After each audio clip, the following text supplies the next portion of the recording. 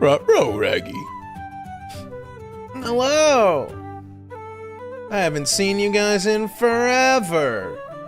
What have you been up to? It's been such a long week since I've seen you guys. Where the fuck is my charger? I'll put my charger.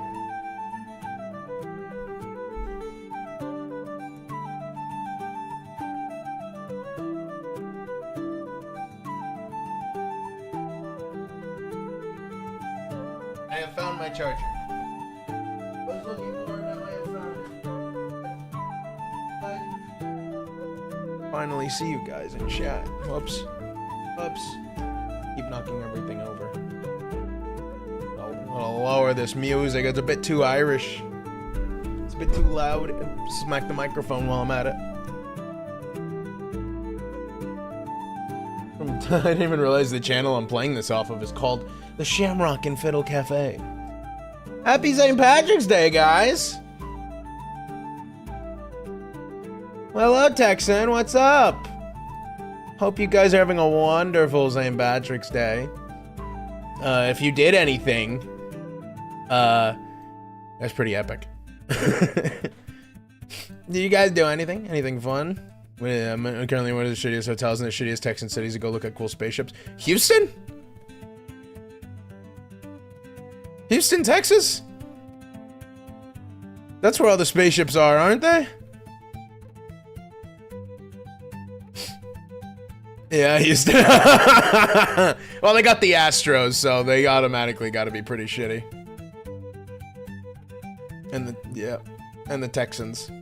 So, you know, the bar is not very high. This hotel is sketchy. Yeah, it is Houston. It is Houston. Quite the thing to be doing. What a side quest to be doing on a Tuesday.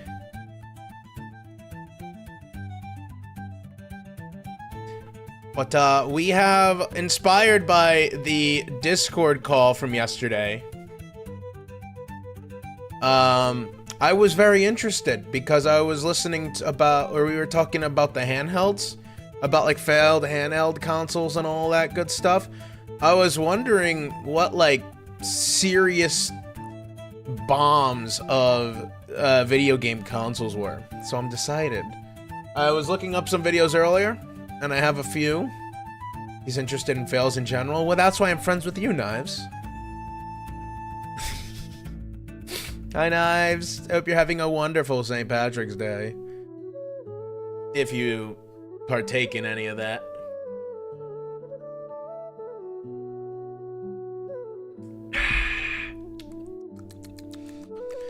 I have a very Irish drink called black coffee. And I had a very Irish dinner called a sandwich. I'm not wearing green. I dare people to punch me. Unfortunately, my ancestors are British. Yeah, that is very unfortunate that your ancestors are British. Skill issue, dude. I like how I was like, I dare people to punch me, and I was just like, yeah, about makes sense. Is that what people do? They pinch people if they're not wearing green? I just accepted it. Yeah, I just figured you were in like you were in combat. You were just prepared to be fighting people. But is that something that people do if you don't wear green on St. Patrick's Day? People are supposed to pinch you or something?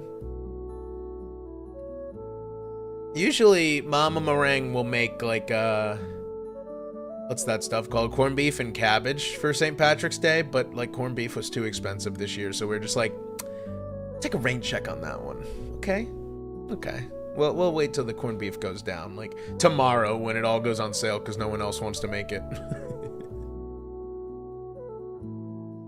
Could have done like a poor man's version and just do corned beef hash, and I do love some corned beef hash. I want corned beef hash any day of the week, baby. Any day of the week, twice on Sundays. I'm not at all Irish. However, if you want to kiss, you know, I wouldn't be opposed to the idea.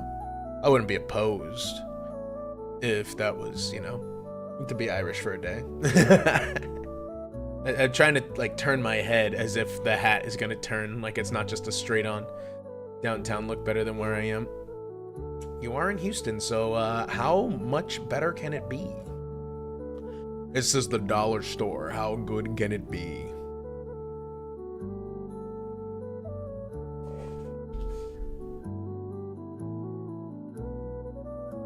You move over here and don't fall over, please. Pretty please. Nah, I got plenty of time before the game starts. Never mind. USA plays Venezuela in the World Baseball Classic tonight. I'm very excited. Hopefully the USA wins, because that'd be pretty funny. Because a lot of people are upset that the USA could win this thing because they're a bunch of losers. A bunch of losers. Bunch of losers. That's my first trek at ASMR. I can finally add ASMR tags into my stream. Speaking of tags, did I ever take like the food challenge out of mine? Yes, I did. Okay. What are the other ones? What do I usually put in video tags? What if I just put Yowie? I'm gonna just put Yowie bait, and then I'll just talk about Sim once in a while.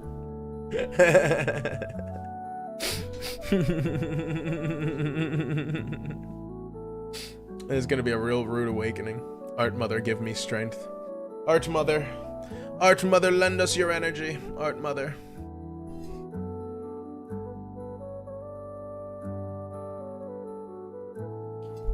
But yeah, I have a handful of videos that I want to watch with you guys because I just want to learn about. Shut the fuck up, Rerez. What the fuck did I just say? I said, shut up, Rerez. I'm not ready to watch you yet. I'm trying to get you full screened. Holy shit. I just want to learn things. And the first one I'm gonna learn about, I vaguely remember it. It's called the Ouya. I remember the name. I don't remember why it was poo poo pants. But I guess that's just what we're gonna learn today. We're gonna learn today. Let me move myself over a little bit. Guys, by the way, it's El Condor Pazo's birthday today. Just, you know, in case you didn't know. In case you didn't know. In case you didn't know. Bada bing, bada boom. 2013. Now you can talk, Rerez. Console launches. We welcomed platforms like the PlayStation 4 and Xbox One, and started to let the previous year's Wii U gather a fine layer of dust that would stay there forever. Oh. But there was one other. What happened with the Wii U? Why was the Wii U so bad? Maybe I should watch a video on that. I never quite understood why the Wii U failed, but like the Nintendo Switch is going strong. Unless the Nintendo Switch isn't going strong, but it feels like everybody and their mother has a Nintendo Switch. Had a lot of buzz that year. It's around here somewhere. One sec. Aha! The Ouya. This little guy. The Ouya was back in 2013. But could the ideas behind a console the size of a Rubik's Cube change the landscape of video games? Yes. Ooh, yeah. Ooh. No. Uh-oh, Spaghetti-O. The worst ever series. Oh. This unassuming brushed metal box might not seem like much, but when mainstream media got word of its potential existence, woo! It was a whirlwind of excitement. I just like faintly remember the name. I don't remember anything ever coming out for it. A wake-up call for video games. And of 2012. course, possibly forget a destroyer of Sony, Microsoft, and Nintendo. Forbes thought this was the harbinger of doom for the big three? Well, yeah. It certainly might be a four-letter word for the apocalypse, but not I for shouldn't the watch this series if Forbes it's the had worst in ever. mind. Well, I'll Let's be see the where judge of all that. This began with founder Julie Ehrman in Ouya's 2012 reveal pitch video. Oh, this music is already not great. But more and more people are moving away from the television. False. Are they? There were a number of systems still being What? sold that same year. What do you mean that people are became moving some away of from the best-selling television? video game consoles of all time. But True. do go on. There's a lot of focus today on the mobile and web platform. It's easier to develop games for those platforms than the television. True, mobile phone gaming was on the rise, and it was easier and cheaper for developers to make and sell games for phones. But what does that have to do with the Ouya? Ouya is a new game console for the television that's built on Android, open source technology. It's an inexpensive game console for gamers. All the games are free to try. There's a lot of hurdles for developers to get games onto the television. Developing is extremely expensive. I love the television. television, and I want those games on the television. Ah, I get it. It's a So this is just like smartphone in a box BlueStacks? that makes it cheaper for game developers to get their games on a Television, television, television, Television, television, television, television, Julie television. clearly has Take a shot new every time she case says of television. televigitis. I love the television. What I'm hearing here doesn't sound half bad. A cheap console loaded with cheaper, smaller games that also have free trials. That could be fun, There's like- right? Oh, and unlike smartphones at the time, you could play it all on the television. They seem to think the TV is Why does television crucial in make all sense so this, much? But was it the most essential element of a game console? They didn't think Yes. so. The most important part of this to us is the controller. We really focus a lot on what gamers are looking for. Precise controls, tactility. This music is so ass, bro. This is gonna be all It sounds like you're fucking hilarious making in a music few out of a minutes. fucking, But before we the even talk about bop the it. controller, and we will, I think we need to hear just what kind of video games their video game console is actually getting. We'll have all the game genres you love. Shooters, platformers, sports, and RPGs. Yep, that's all of them. We'll have games from major game publishers and indies too. We'll have a full store of games, Yes. all free to play. The many Minecraft is varieties. gonna be on it. Wow. Indie, Major not publishers indie. on top of the indie community many were gonna varieties. back this thing, and all these games are gonna have free demos? I mean, no other console did all of this while making the games free to try. Folks, that's kind of a big deal. But Ouya's initial software showcase didn't exactly have the wow factor of an aspiring new console. I mean, sure, it had Minecraft, but that was already available on PCs and phones, Yeah. actually, and the Xbox 360. Yeah. And it also had a free trial, so it doesn't really contribute much. So, is there anything else you can actually do with this thing? It's open for hackers that want to tweak the box and make it their own. This is a big undertaking. open for Effectively, hackers. We're trying to disrupt an established industry. Disrupt the establishment, hack the hardware. Why are you like, why is one of their selling points like they want people to hack? I think they mean mod, right? I think they probably mean mod Kickstarter is a it. phenomenal place where early ideas can get supported by want those the people heck that are of a going to game. want to use it. And this product will not happen without their support. And when we raise this money, it means that we have arrived, that there is a need for an open game console, and that there is support from gamers and developers alike. Let's stop the video there. Yeah, the Ouya was a crowd-funded Kickstarter campaign, and we could poke holes in it all day long, but this video worked. The Ouya was part of a wave of campaigns in 2012 that propelled Kickstarter's popularity immensely. That same year, we saw Ouya? What? successful Kickstarters from Double Fine, In Exile, Oculus VR, and Cloud Imperium Games. Boy, it's Star great Citizen? to be living nearly a decade later and have all those things I just mentioned be long since finished and entirely playable. My name is Chris Roberts, and I would like to build a universe with you. Yeah, wait, I was about to say, isn't Star Citizen That's still right. like a It piece of made shit game? $8.5 million, nearly 9 times their original. Was it? Hold budget on. goal. Wait. Press coverage- Is Star Citizen the game where it's like you could buy like 1,000 real life dollar ships? Star Citizen ship prices.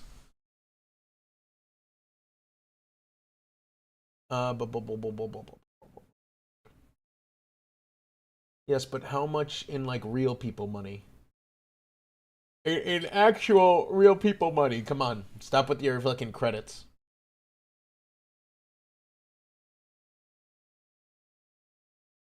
Yeah, like $65, Holy shit. These are fucking expensive as hell. Can you filter them by most expensive, please? Let me see. Can I get like most expensive Star Citizen ship? Play No Man's Sky. Well, yeah. Yeah, so Star Citizen can spend... Okay, so in the Legatus pack from Star Citizen costs around 48,000 real life dollars. Yet that game's still not, still not working. Still not working properly. Hold on. I know I just started, but I gotta be right back. I really gotta use the bathroom. I did not take my kindergarten teacher advice by saying I should have gone before I came to class. I'll be right back.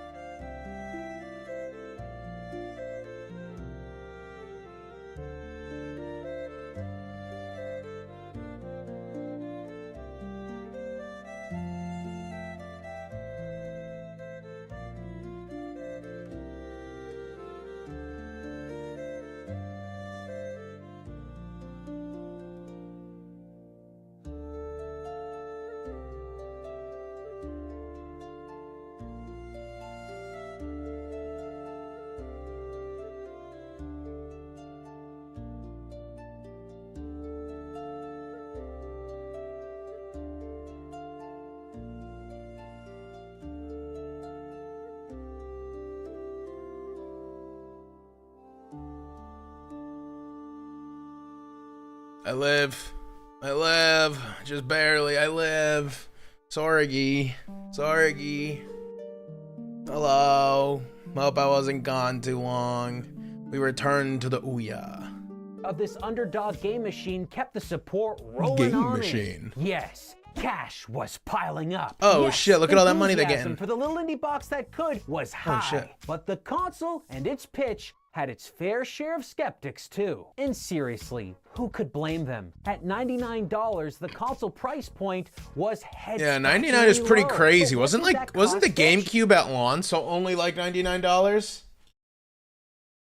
GameCube wait, GameCube launch price. It was pretty cheap. It's 200. Oops. I mean, for that, it's still kind of cheap. I mean, I wish game consoles are still $200 nowadays. Well, Not even one the of Switch those is 200. Important part. controllers, and one brand spanking new Ouya Probably console. need a game the or system two. was loaded with smartphone specs. A far cry from Oh. the competition on the market at the time, because let's not forget, it launched the same year as the PlayStation 4 and Xbox One. Ouya was so cheap that it was closer to the cost of a PlayStation 4 controller than a PlayStation 4 console. That Yeah. was pretty incredible. It really was a budget console for budget gamers and budget-oriented developers. It sounds crazy, but this could actually work out and It's become just a home run. crazy All enough the to Ouya team work. had to do was line up some great games, ship those consoles, and not mess up their PR. Oh Does anybody no. know what the Ouya console is? Can I get a show of hands? Do you know? Okay. Who's a backer? Really? Just these two people here? Three? Come on. Almost as many backers as there are letters in the console name. Oh no. It's not my lunch. I don't know. Have I'm you sure guys the people seen- that raised their hands have seen these. You packed your early prototype console in a child's paper lunch bag. Oh, You come don't on, pack dude. extremely rare and important tech in a freaking paper bag. What if you dropped it? Are you kidding me? When you ask the question about what makes it challenging, like, there is nothing special about this board. Dude, come on. Uh, Oh my I god. think she's saying the quiet part loud and the loud part quiet. Oh, you didn't answer the launch. How many launch titles? I don't know. What? How many launch titles? I don't know. You don't know? I don't know. Look, I'm pretty sure they've written like cartoon characters that have like they've done bits where they've acted smarter than this. Like they just went in like they just like fucking came off the street and they didn't do their fucking homework. I'm not the CEO of Nintendo, but even I can tell you what launched with most of their systems. How do you not know what is launching with your totally off-the-shelf, unspecial sandwich sack console? Our controller has a touchpad. You're not going to find that somewhere else. And the Well, reality is, the new PlayStation 4. You fucking idiot, shut the fuck up. that's true. They could build it for that. So, So, you don't think your console's special. There is nothing special about this board. You don't know what's launching with it. I don't know. You're completely unaware of your competition. the new PlayStation 4 controller has a touchpad. That's doesn't true. Oh, and you store your prototype console next to your Dunkaroos. Okay. That didn't go so smoothly. But a few trip-ups at one live Q&A are by no means the end of the world. The console's still releasing on time, after all. Oh, Off-the-shelf components. There is nothing special about this board. Delayed 3 weeks. Okay, I'll give you another mulligan, Ouya. Delays That's do not too happen. bad, only a month. Can you at least professionally promote your product be- at a trade show? Ouya Park is open every single day of E3 from 9 to 7. We have happy hour from 4 to 7 with free beer. what the fuck is this headline? You see that in the little corner there? Fucking cops called to shut down the Ouya. K-Rock DJing live, so come on down. Beer? What about the games? So come on down. And play great games. Can they professionally promote their product? Can they get somebody period? else to do the PR?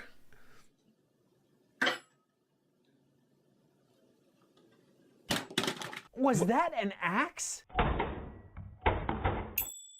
We are really not seeing the most competent build-up to the launch of the Ouya. But on June 25th, 2013, the console finally hit its pushed-back retail launch. Good news. That is, unless you back the freaking Kickstarter. Financial supporters of the original Ouya campaign, you know, the people that brought the console to life with their own hard-earned money, were supposed to be the first to receive the final product. It was guaranteed. Unfortunately, many original backers were left waiting while non-backers could just stroll into a retail shop and snap one up. Ouya's die-hard supporters. How many were now Ouya? very I hope angry. he goes The into it. I want to developers know how many they sell, and I want to know.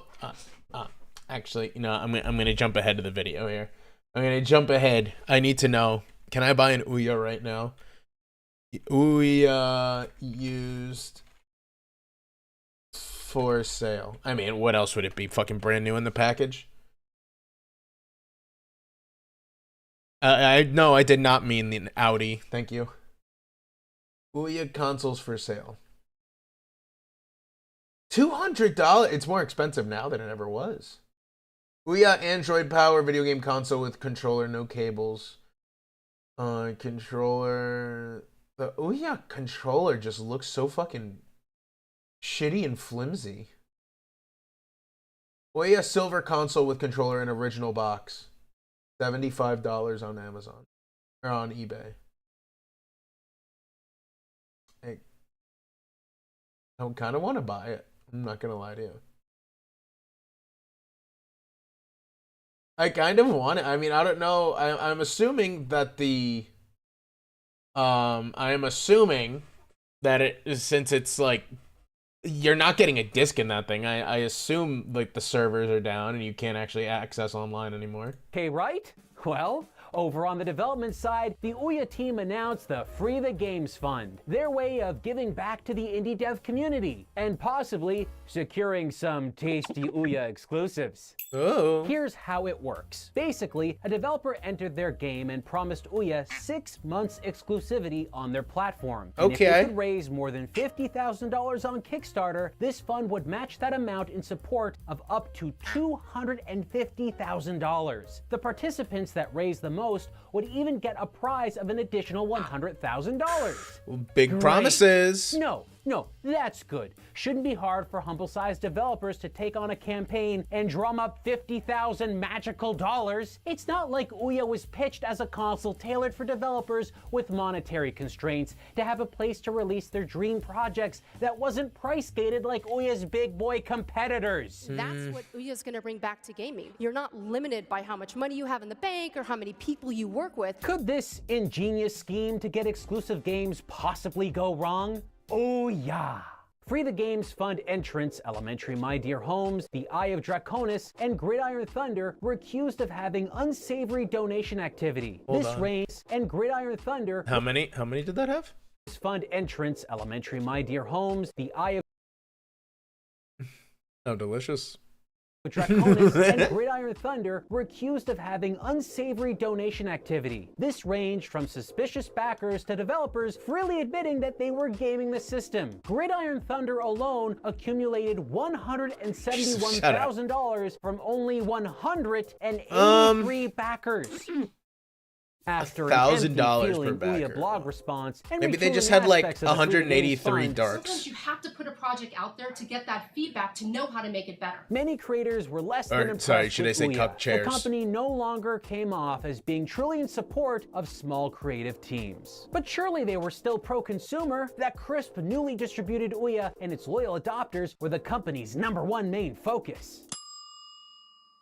You're kidding. You changed the 4 controller? months after the Ouya hit retail, the company publicly announced that they were already planning a revamped controller and second iteration of their console. They actually hope to ship an Ouya 2.0 Hi, in Visual. 2014. Oh, hydrate. Good news. That didn't happen because they probably didn't have the money to launch another console so quickly. Bad news. The company was about to trash a promise they made to their backers that helped them raise all that money in the They first even have place. money to begin It's with? an inexpensive Or game games, I console should for say? gamers. All the games are free to try. One of the things Nope. that Ouya's doing is bringing the best model of games today to the television. So we believe that every single game you should try before you buy. When the Ouya Discover storefront first launched, all titles were required to be free to try. That is, they had to have some kind of free demo, which sure does sound nice, right? Yeah, This seemed that like makes a it fair. pro-consumer approach. But bam! In 2014, free demos no longer required. In an official blog post, the canceling of free to try was apparently in support of developers. Now sure, that does sound like a possibility, but I don't think it's true. What I think was actually going on was something that was far more of a serious problem to Ouya.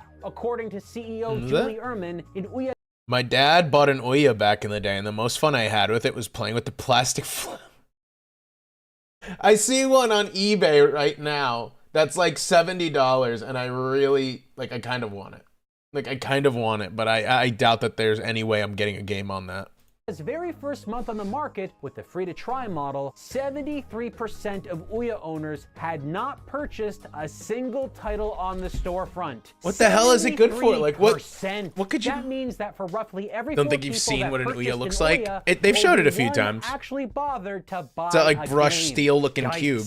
So why weren't That people right buying there. games for this cube? Could it be that 3/4 of Ouya users were satiated with game demos alone? Ouya, what happened? Put a SNES Your emulator hardware was delivered. games You on? nailed your price point. Your PR was a nightmare. But hey, selling games, that was supposed to be the You can put a easy SNES part. emulator on it? There's got to be more to this. And I guess That's there's pretty cool. only one way to But get you're the just kind whole of picture. paying for a SNES at that It's point. time that we went hands-on with the Ouya. Uh-oh. Before we poke this tiny console to life, let's just take a look at this bad boy. There is nothing special about this board. Nothing. Julie, I'd go one step further and say that there is nothing special about this box at all. Honestly, it didn't even make a great doorstop. Oh, God. Oh, no, God, no, please. Oh, his legs! Compared to its contemporaries, it's much smaller because it really is just tiny cell phone parts in an itty-bitty case. You're gonna set this thing up and likely rarely touch it again. But the controller it comes with? It was oh boy, distress. I I've didn't got moan. Concerns. The most important part of this to us is the controller. See, you say that, but The controller's no, poopies. You clearly didn't care. This is one of the worst official bundled console controllers I've ever used. Brand new, straight out of the box, the right shoulder button was broken. It doesn't click in the way the left shoulder button does. The When it home came out button for a is second, in she the was lower center of the controller's face, where you can accidentally hit it when you use your right thumbstick. The D-pad, mushy. The face buttons, stiff.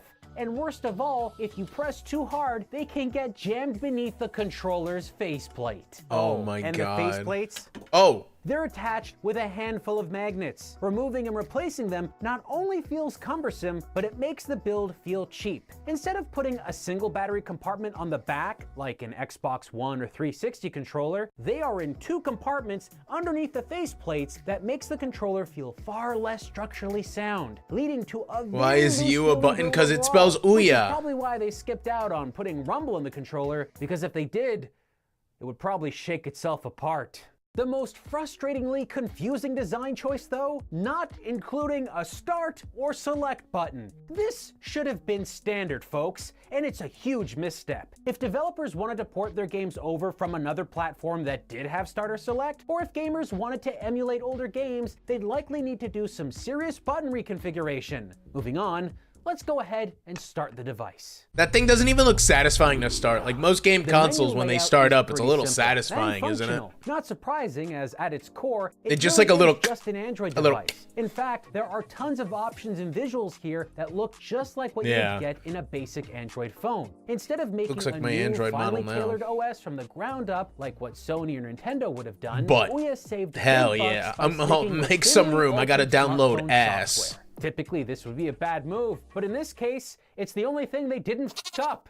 Ouya team made some specialized options, like the make section for people to create games. But the majority of consumers out there wanted to play games, Yeah. not make them. That would So let's be- see what what this if they little just, box like, of sold it as a dreams dev can kit or actually something? do? That brings us to Discover, the Ouya storefront. You've got your new games and your best rated, of which several seem to be emulators for other systems. Uh-oh, Probably one of the Spaghetti-O. reasons why 3/4 of Ouya customers weren't buying games. They were emulating them. But don't get us wrong. Ruh-roh. Ouya did have lots of real standalone titles on its storefront. Ah, Ones my you favorite could game, buy. Vimeo. So let's crack the old knuckles and warm up our official Ouya controller and dive in. Nope. This is gonna be fun. You'd probably think we'd start immediately listing off a bunch of terrible Sonic games. 4 Well, Epi. no, we're not gonna do that. There are some legitimately fantastic games either officially ported to or exclusively released to the console. Games like Final Fantasy III, The Bard's Tale, and Oddworld Stranger's Wrath. Some titles are ported over well enough, but others are Oddworld Stranger's Wrath. This game runs worse Oh than its original Xbox release. My God. Also, what's that sound?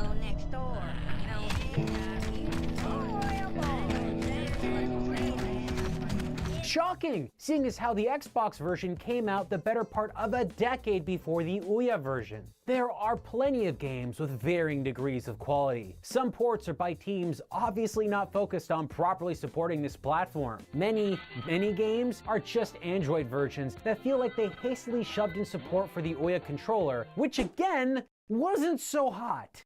But did that mean that Ouya was devoid of decent original But how do games? you? There's no back not at all. and In fact, pause this buttons. How the is, fuck in do you my stop a opinion, game? You the just gotta crown fucking jewel quit. of the You just gotta system. leave it there. You just gotta Towerfall. fucking suffer. This game Towerfall. perfectly encapsulated what creative titles 1 to on 4 the Ouya players. could be. A simple, non-taxing concept Hey, man. expertly achieved. A well-controlled Do you have platformer deathmatch random game bullshit that for could the bring Ouya? I together think you'd friends get for killed if hours you on fucking asked end. someone if It they had an utilized Ouya. solid combat mechanics Flip with your a smart housebreaker use to of turn it physics on. and has gone on to inspire similar designs to this day. It's no surprise that Towerfall is Ouya's Gotta plug in a absolute death cord to bestseller. get the It is shit to turn off. Ouya's killer app. So, how did it perform commercially? Towerfall. 7,000 copies. Towerfall's first huge year in the Ouya's ecosystem, and it sold 7,000 copies. That's the console's best-selling game, people. But surely it's not the platform's fault. Towerfall obviously didn't perform better outside of the Ouya space, right? Oh wait, it did. When freed from niche micro-console Ruh-roh. exclusivity, iterations and ports of Towerfall eclipsed its sales with Ouya immensely. Ouya's most successful, replayable, and critically acclaimed game was a disaster. Those quick port-pushing companies we mentioned earlier? Yeah, they likely leaving. didn't make a nickel. But those quick ports, they weren't even the worst experiences released on the system. Oh, that's right. You don't even know what we're about to get into, folks. I think it's about time we explore some of the most questionable and bizarre content we've ever shown on this channel.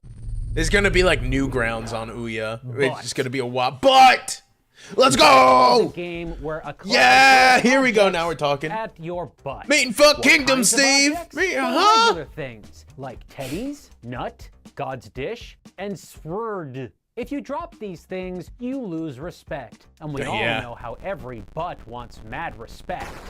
You must get the items in the bin on the right or in the jug thing on the left. How does butt accomplish this? Butt has no hands, butt has no legs. Butt has only no butt. mouth. Fart butt. And he must fart. Now, before you think this game gets too juvenile, know that when you fart enough Dash or Roger Nim rockets into those side bins, you will unlock a single scene infographic. These showcase prominent What the historical fuck? figures. Founding father Benjamin What? Franklin, German philosopher Immanuel Kant. Feels Why? like they're trying to stuff some educational content where the sun don't shine.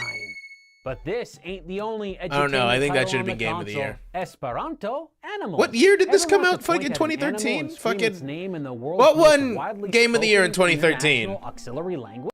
Oh, swear to in U.S. history. True. Hold on. What game?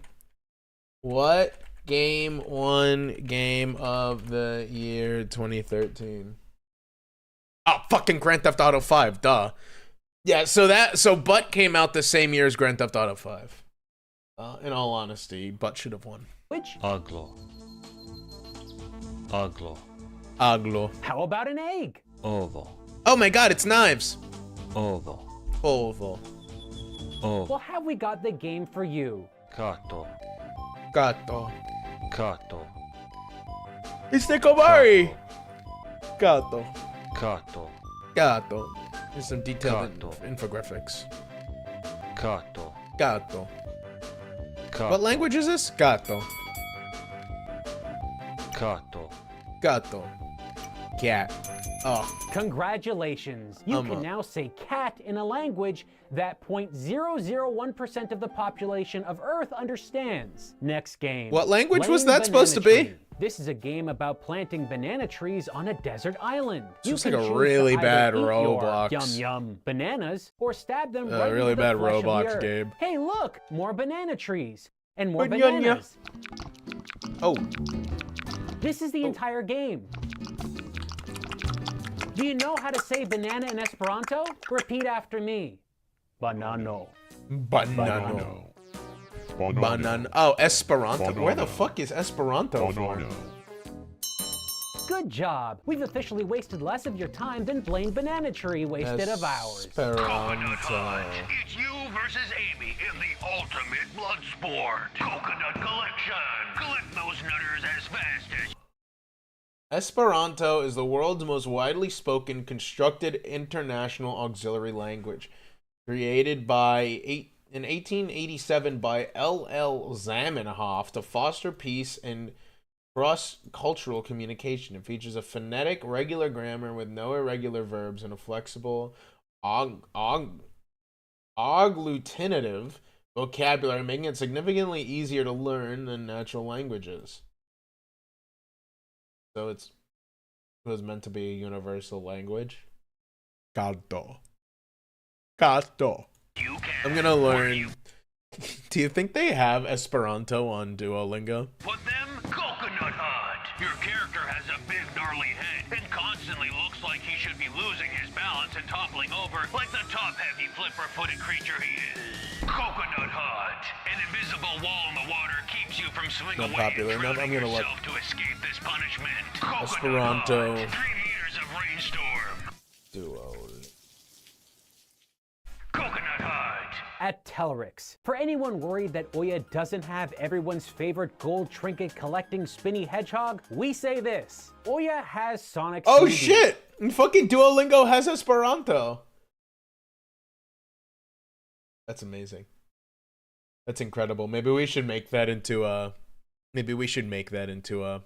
But live if you stream didn't get series. that, Just worry learning not, sharp rodent Escalante. aficionados. A Telrix is here. Then I can put It's all the bilingual fun on and flair my- of a broken Atari on my Jaguar resume. tech demo from 1993. You play Forget as a learning Telrix, something a like sea urchin-shaped Japanese. hedgehog with That the would tip get of a me, penis for a nose. You've gotta race get against me the to clock interact with collect Japanese all the hidden VTubers so I golden can learn gems idol and thwart culture the wicked or Robo-Badger. Spanish so I There's can reach like gravity-defying Spanish jumps, audiences. I'm gonna learn strawberries, Escalante. a song that plays, and textured cubes. What more could you need? What's that? What? A game that controls well, and some Never kind of become an idol, why explanation as to not? how the stupid gravity system Here I works, come, and better level Mega designs. Idol. It All can't eyes give on you any me, of that. no But at eyes least it's on better than you. Sonic Forces. Sonic Forces. Sonic fans, Say I Sonic like louder. We'll get Kaori and Belkis to show up. Just rain. Oh, and knives. Ouya is a new game console for the television. It's an inexpensive game console for gamers. Yeah, You'll love fuck all the the game television. genres you love. This is the best. You can get a YouTube video that does this for free. It stopped raining. Oh. It's just rain. Don't eat soap. Soap is bad for you to eat. It is good Why for will you washing kill your yourself, hands, Texan? but very bad for you to put in your mouth. Why would you kill Good yourself if I advice. became This an may idol? seem like a game Do you not in want which me to be you an press idol? a button to keep soap You don't from want me to entering wear Bob the hamster's cute mouth, outfits but no, and dance it's on secretly stage? More. When Bob ingests the pesky bar, the game evolves into a Bubble Bobble clone, complete with popping Idol trapped culture is enemies dumb. and picking up Where do you falling think VTubers foodstuffs. come from, brother? Hey, it's VTubers Lost Head are from the built off Goonies. idol culture. Sometimes Bob can stand on thin air. Become better than The idolize game yourself. can barely Nah. keep up if you spam your bubble shot. It's like it's breaking. I want this game To scrubbed respect from the my memory. VTuber is to Game respect the Catcher, idol culture. A game about collecting games in a video game store. This is a very accurate That doesn't depiction really look like a video game store, the I'll be real with you. sights That and looks like smells an insane asylum. at your local GameStop. Uh-oh, I'm in the silly room again. There's also an 80s mode. The gameplay is tweaked slightly to embody an 80s arcade shooter. Poorly. Speaking of the 80s strike back. Oh, Now, this is a wait. basic Defender clone, but with minor imagery. Yeah, I from was the gonna 80s. say, wait a They minute, isn't piloted this the A-Wing fucking from Star Wars game or The something? Empire Strikes Back. Get it? Strikes Back? Star Wars? It's a reference. Another visitor from the 80s is the sprite from the Atari 2600 version of E.T. It screams pizza while shooting small eggs and Pizza. pizza out of its face. I like the Sometimes explosions. it's I best love not how to everything's ask so what kind of pixelated, but the narcotic was explosions are inhaled when like a game like this was envisioned. fucking But with the eons 80s above it theme, in terms of I quality. think we can all make a solid guess. The unbeatable egg. Take an egg. That's knives. Oval. I mean, Oval. take an Oval. make Oval. it real big, make it invincible, now roll it through a city causing untold mayhem and havoc. I wish I could say something nice about this game. Perhaps its real-time destruction and deformation physics are a really cool feature, but besides that, you seriously are not doing much. It's pretty boring. Roll an Oval. beat the whole Oval. game in under 3 minutes. Far from excellent. I mean, So Lenny, hey Lord Astronomer. go. How you doing? Oh shit, he's breaking it down. He's getting fucking loose. Okay, hold on. Did they expect people to want to buy a game with an undulating chicken? This is a I rhythm kinda game do, that I'm in not no gonna way lie. This is making me incorporates wanna buy the rhythm. It's console. bottom of the barrel. They Like should all have the other just games we just saw. advertised How do you these sell games any of instead those of to letting gamers who those want people stuff like, do the I PR don't for know, it. Call of Duty. $60?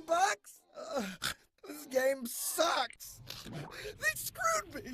It's exactly the same game. Oh god. $60? Oh, they did it to me again. I could have bought food. What the fuck?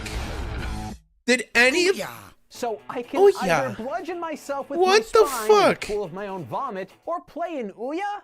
I'll take the spine. Unfortunately, I'm contractually obligated to play through more of this mess. So let's keep What going. in the fuck was Sudden that? Death Soccer. Everybody else gets FIFA. Ouya That was gets this. apparently No okay. options, That no was flair, what Ouya claimed was not an official ad, and they tried to get it taken down, despite the fact that it was released on an official Ouya YouTube channel.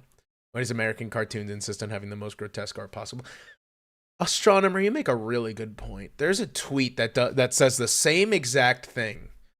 There's a tweet that says the same exact thing, where it's like Western cartoons make their fucking characters as ugly as fucking possible, and then like Japanese cartoons are like, how cute can we make our characters?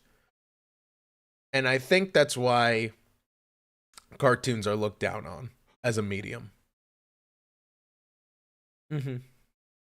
Just pirates versus humans that have 3 holes. SpongeBob is punched out of grotesque. their Have you heads. seen the newer seasons? The aliens. The Have you arena seen has the been gross out humor? completely Yeah. vacated, New except for the SpongeBob lunatics is on the very field. fucking gross. The physics are poor at best, and the controls leave a lot to be desired. As tradition dictates, if a goal is scored in a match of sudden death, Kill pirate myself. alien soccer, the ball explodes, hurling everyone's droopy corpse. Oh my god, wait, hold on, this is kind kinda peak. It also happens if the time Hold runs on, out. they should.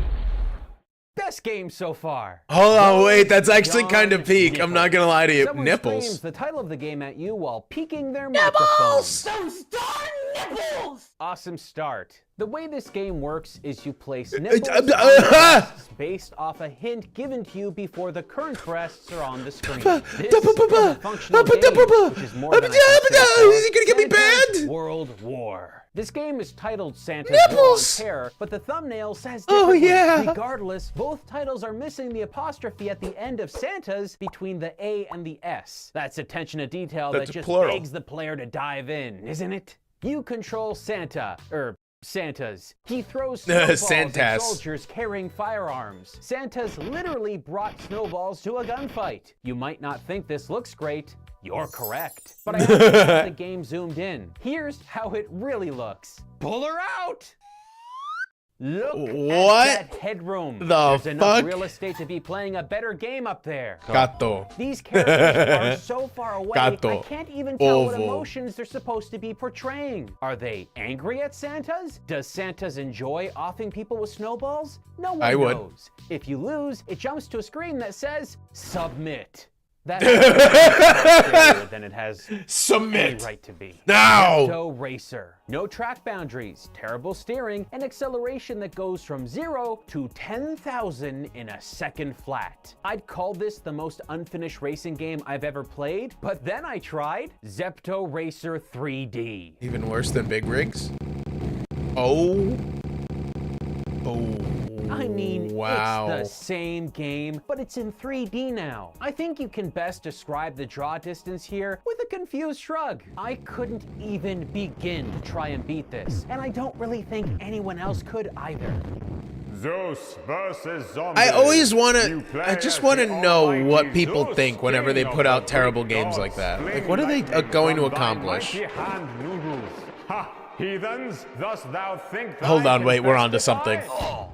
Oh, I blew up. Alien Zombie Soul Hunter. Why is his Read the pee-pee a instructions. gun? You are a green alien who It's has also come to a Earth to penis. rescue the souls of the humans that were lost when the zombies Oh, I took love over. this. Oh, I blew up. Okay, well, even without instructions, I would have guessed that our Copyright character here is 2013. an alien because Same time he as looks fucking GTA. spaced the hell out. You go around shooting zombies and collecting purple cubes. Kill.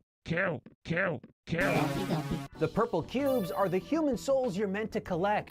The zombies run at you and have undefined attack ranges, so they seem to magically hurt you at random distances. The best part is, your goal is to save those purple soul boxes, right? But some of them are just floating in the air. You don't You can't have jump. a jump button. Yeah. So long, souls, up there, you're gonna stay. As you blast away the undead, you find rocket ship parts which you assemble to launch those amazing What do they look like? human souls Oh away my for God, this reprocessing. is But the actually rocket a ship fucking doesn't Roblox even game. have a flame propelling it. That's some quality work right there. Quadroville. Dude, I've seen better props in like a fucking Halo 3 Forge map, dude. Violent criminal. The only difference Violent in gameplay criminal. is that now Violent you're criminal. hunting I like down bad the guys instead of descriptor of fantasy violent. floating purple cubes. Can you imagine picking up the Quadroville. Ouya for the first time, booting it up, and excitedly downloading either of these FPS games because you happen to be a fan of first-person shooters? I Well, would can love nothing because more. I did. Oh yeah, this sure beats the This hell out is of how Call of I Duty. felt on the first day of playing. Someone took the time to make power-ups. What is original this? Come art on, assets, man. Record a variety of sound effects and make a functioning Pong clone.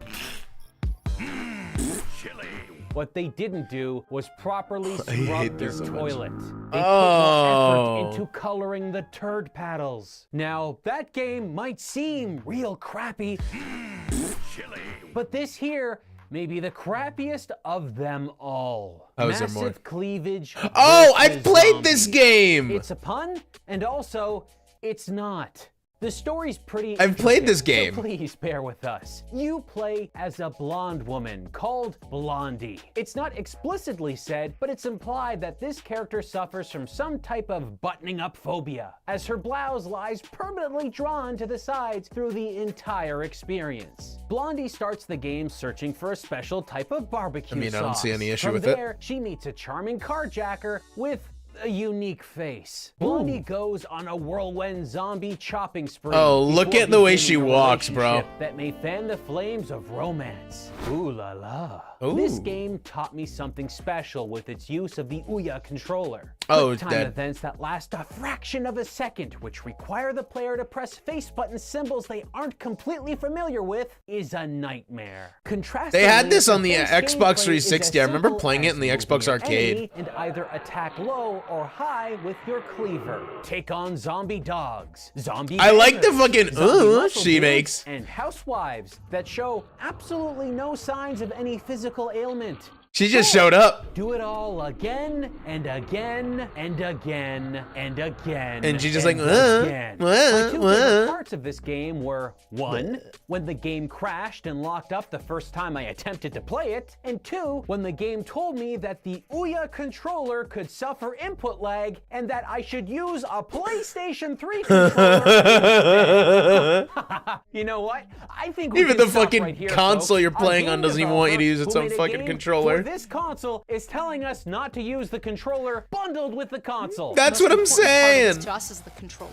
We really focus a lot on what gamers are looking for. Wow. Saying that our Incredible. time with Ouya has been a wild trip would be the understatement of the century. And Ouya, as a company, went on its own wild ride over its few years of service. I wonder where they are post-launch, now. From getting millions in investments to put its software and set-top boxes around the world to having its entire team and content library acquired by Razer in 2015. Even with its hardware discontinued in the acquisition, its software lived on well into 2019 before Razer finally pulled the plug on the storefront for good. And that about wraps up the compelling Ouya saga. I'm actually This really magical surprised silver Razer box even bought was 'em. supposed to kickstart an indie games revolution. And well, they didn't. Half smartphone, half home console, all poor execution. Oh, Turns out gamers had plenty of better uninteresting. options when it came to gaming on their whatchamacallit. For television. Television.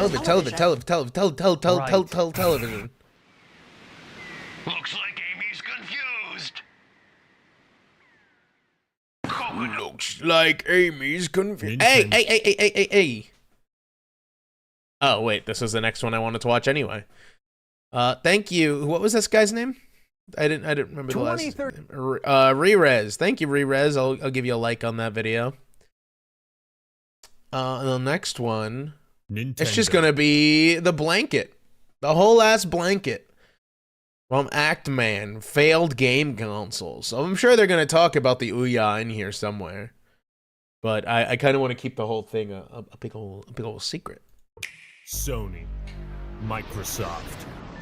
These are the three gods of our realm, older than time itself. To these gods, Phil we gamers Spencer. contribute, for they control everything. known to Shigeru mankind. Miyamoto. Well, I guess there's also Valve, Epic, and Blizzard, but we're not talking about the false Jeff messiah. Kaplan. We're talking about good old-fashioned consoles. Woo! Who knows where I'd be in life today if I never owned a Nintendo 64? True. Tired of reading books. What friendships would have never flourished if I hadn't played Microsoft. Halo Did 3 my on ex the name Xbox this? 360? Ha Each one of these bad boys is like a time capsule, a piece of gaming history that I can always plug in and play to relive the good times. I may have tossed out my old computers, toys, sold my Beanie Babies collection, but I've always saved At a least you spot sold on it my for a shelves gain, these right? Consoles. It's hard to imagine a Surely, time when game stores sold anything the but Beanie Baby products craze from the wasn't a three complete titans. bubble that no one Welcome bought to into. Blockbuster. How can I help you? Hi, I'd like to rent Gex for the 3DO. What the fuck is that? But back I in the think 80s you should and kill even yourself. 90s, the competition was far more diverse. Back then, consumers didn't have enough experience with this type of product to know what was awesome and what sucked ass. Kind of astounding, the vast majority of home consoles were released during the very first generation my of professor. gaming. A lot of it was just my first like major professor in college had a fucking Virtua Boy that he had like pristine, and he would just kind of bring it to class like it was unopened, and he would just bring it to class and then just kind of leave it on the counter and then take it home with him. He was a pretty ordinary guy for the most part, but I don't know if it was a flex or what. He would just come in, put the Virtua Boy down, give his lecture, we'd do the exams or whatever we had to do that day, and then we'd leave, and he would just stuff his fucking Virtua Boy into his Tesla the And then you same drive away. crap. It was an oversaturated nightmare that would end with the video game crash of 1982, and everyone learned a valuable lesson about quality control. Or And so then we we all thought. got to the modern You day. wanna rip and tear your way into the games industry, it's do or die. You either strike Doom gold or die. or get stuck with coal. Let me toss some numbers at you. It's reported that 10% of published games generated 90% of the revenue. Around 3% of PC games and 15% of console games reach more than 100,000 sales per year. Only 20% of all games make any profit. What? That's how cutthroat this business is. Oh, Now, most shit. Of these I never consoles knew that. I don't own, so I can't give you first-hand experience with them. Holy which shit, is kind of 55 the point, stream watch right? streak. I mean, it wouldn't That's be pretty a failed epic. console if I owned it. Did I mention I'm the Act Man? And I'm also not about to spend $500 to experience the magic of playing the Wand of Gamelon in its original form. It wasn't until the early 2000s when the whole Reggie. world gathered at the United Nations and agreed these three would be our new gods, and all other religions would be forgotten.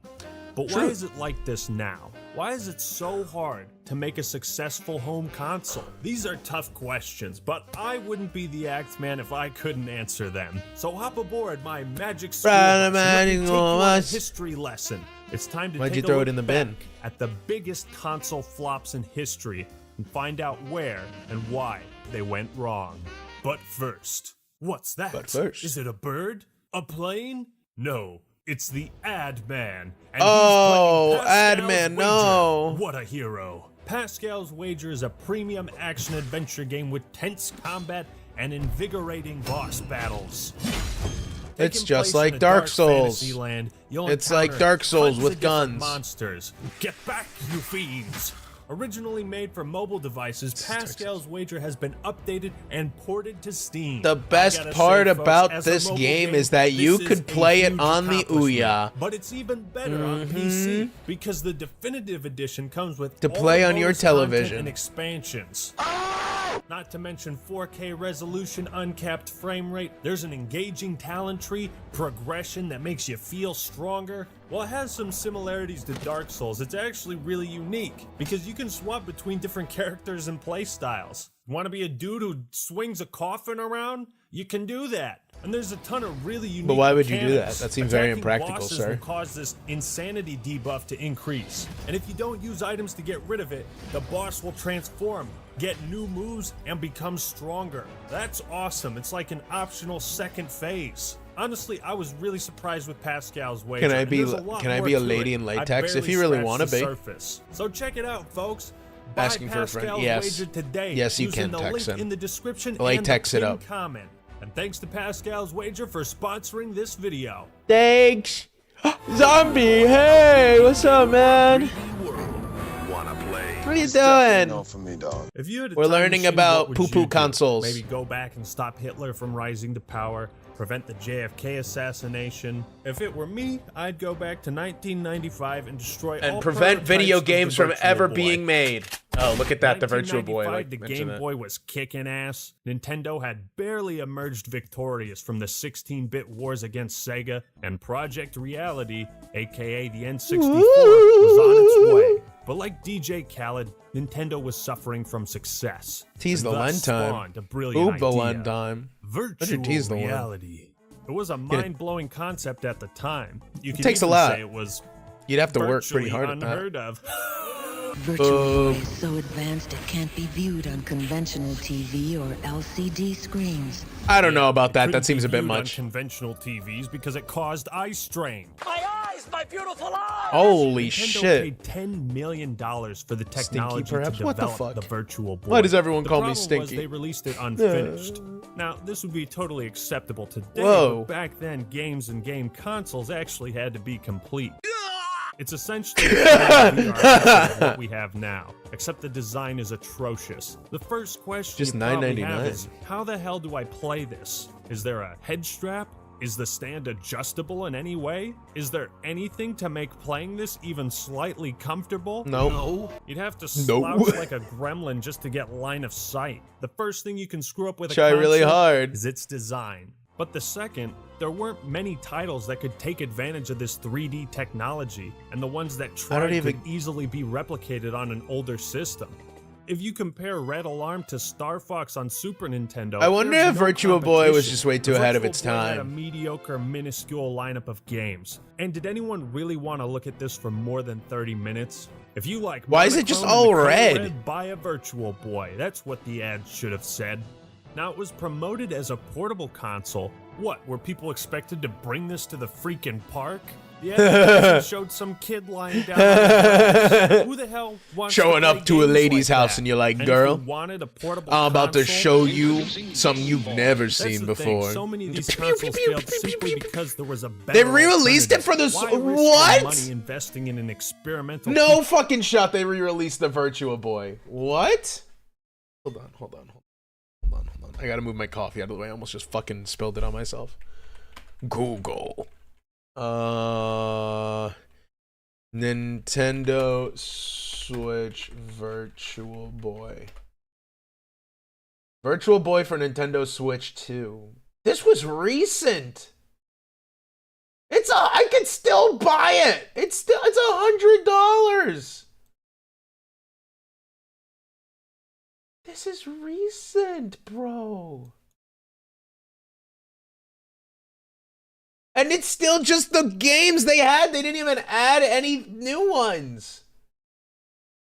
Release date. This came out like a month ago. Literally a month ago. February 17th, 2026. This came out a month ago. Why did they do this? Oh, you can get a cardboard one for $25 doodles. Why did they not even release any new games? They fucking want it back in the 90s, dude. What the fuck? You know, I understand the whole 90s nostalgia thing because, like, I've already told you the definition of insanity. Yeah, seriously. I understand like the 90s and the 80s nostalgia train, right? Like I get it. Like I just saw that there was a game that just came out, or it's coming out soon, I think, where it's like you run a video rental store in the 90s and people are like, "Oh, this is so lame. Are we for real?" And it's like, "You know what? The 90s were better. Cry about it." And I agree. I think it would be cool to have a 90s video rental store simulator, but I'm also a simulator nerd. I love game simulators, work simulators, all that shit. But you know, people actually went to video rental stores in the 90s. People actually enjoy simulator games. Nobody bought the Poco. Hi Poco. Hi Poco. How you doing? Happy St. Patty's Day. Yeah, like no one bought the fucking Virtua Boy in the first place. Why are they gonna buy it now? Is it like they're like, listen, guys, the 90s. That's their whole fucking marketing strategy. The 90s, the American Godzilla, the Gulf War, the first George Bush. Like, I don't know what the fuck. It's a tech when you can go with what is established and works. Today, the Virtual Boy is nothing more than a curious piece of gaming history. While it was a huge What is the stain phone number Nintendo's on it? reputation for a while, some good did come out of it. Wario Land would spawn a couple sequels and eventually get his own franchise. Not content with wasting potentially great WarioWare. ideas, the 3D effect was Barco's gonna spawn reinvented again. with the 3DS. Failed What? gaming consoles have so much to teach us. Oh yeah, But I the find 3DS was pretty Virtual cool. Boy I never so had one, but my friend interesting did. because 26 years later, virtual reality is still a niche market. It makes you wonder true. if it'll ever be mainstream. But you want to see something more recent and relatable, huh? Don't you? Oh, yeah. Well, I got you. Stadia is only the newest. Oh, the Stadia. Holy shit, I haven't thought about the Stadia ever. Lie detector determined that was a lie. Oh! All the profits to be had Where's in gaming, Barco? Yeah, of truly. course, one of the biggest tech companies would try to dive in.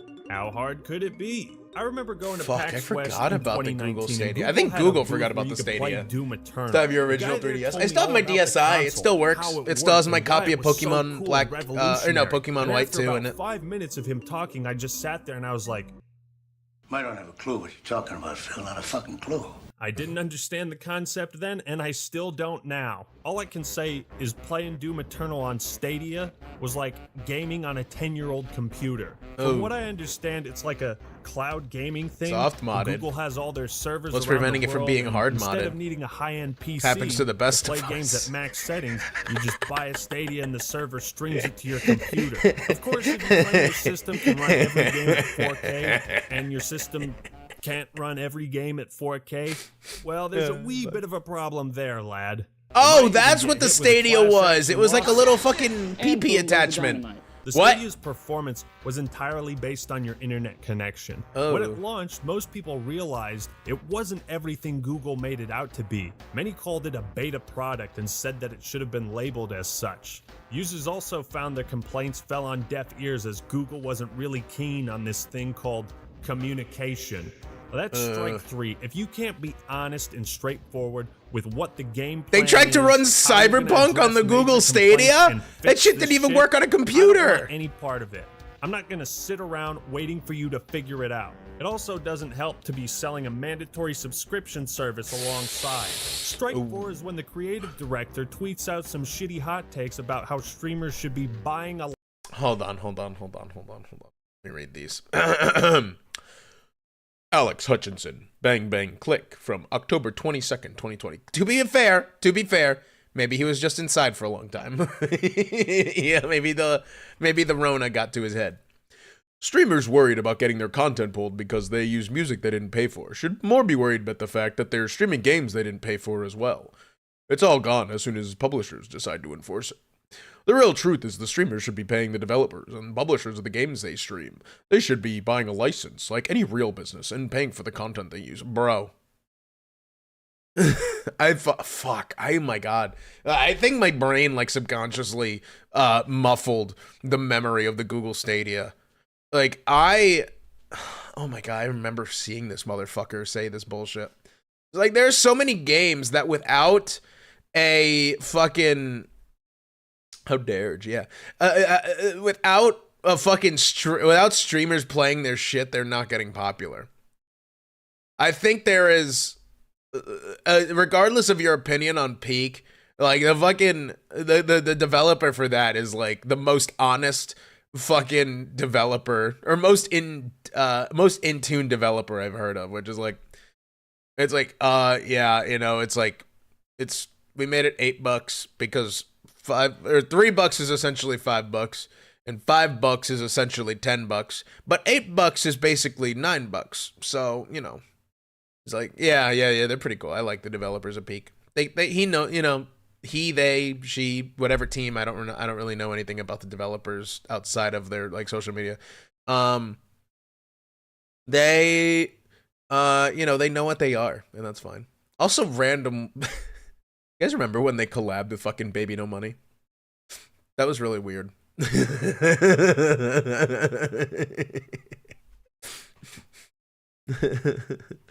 can be whatever you want, Texan. I'll accept you. Yeah, we'll accept you, Texan. You can cross-dress however you please. We have femboys in the community. Yeah, I played it with Leah, and I was pretty intoxicated that day. No surprise, on the weekend. That's when I streamed drunk. But I played with her, and then I played with her, and then like I ended up passing out on like in the middle of stream. I died, and I was like, well, I'll put my head down.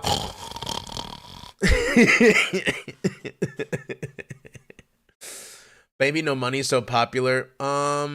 He follows trends, yeah. He's certainly a musician that exists. I kind of have my opinions on Baby No Money, but no one really cares about those. He certainly makes music. I do have to say, I listened to 1-800 quite a bit, but it was mostly because Iron Mouse was in it. Yeah. He certainly makes songs, and they certainly are songs that are full length and are, you know, a thing. But he is also certainly a person that exists. license to play and stream games. And I know it's your opinion, but your opinion's wrong. This thank you, Eminem. The developers for Stadia really are. Guess it doesn't matter since Google pulled the plug on developing games entirely. What a shame. Also, the Stadia platform doesn't have a search Why'd option, you use the wrong and form it's of waste? Made by Google. Tom, if irony were made of strawberries, we'd all be drinking a lot of smoothies right now. Now, this is another factor of console failure. Releasing a product in a Slutty market little where that poop. need is already met. Epic Games and Blizzard were able to make their own clients and platforms pretty successful because of the name and brand behind it, as well as the quality of games.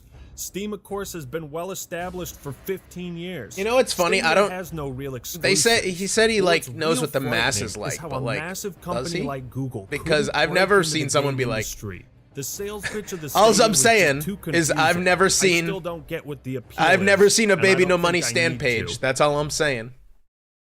The CD-ROM? Funny you should mention the CD-ROM. Oh? CDI here has everything you'd get. Do you guys in remember CD-ROM. that Shin Megami Tensei Game Awards commercial? Hold on, I gotta pull this up. It's like one of my favorite. It's like one of my favorite video game commercials of all time.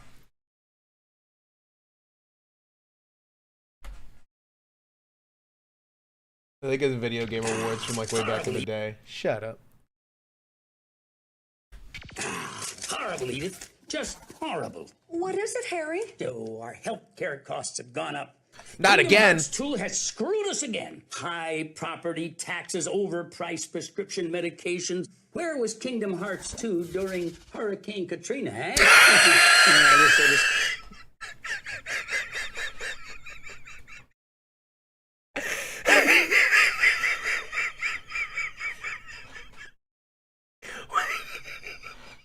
Where?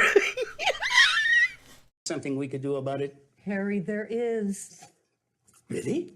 For the cost of sending an email, we can vote for Shin Megami Tensei Nocturne. But that's so much. Oh, but it's worth it. Shin Megami Tensei Nocturne would never take advantage of our innate gullibility. Ooh, that's good news. Thank you, Shin Megami Tensei Nocturne. Now get me my supper, woman.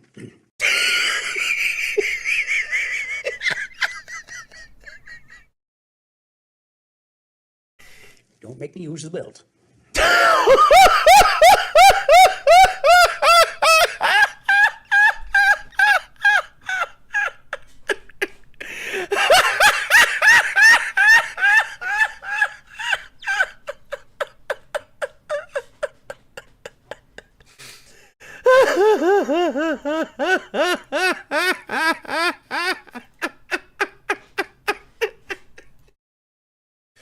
Holy shit, that's insane. Are you sure about that? In this humble act, Where was Kingdom Hearts 2 during Hurricane Katrina? Male's opinion, there might be no bigger piece of crap than the Philips CDI. I hope she made lots of spaghetti, spaghetti, spaghetti. This Oh, monstrosity it's thick. was I just massive in fucking size, awoke like a and it sleeper retailed agent. For $800.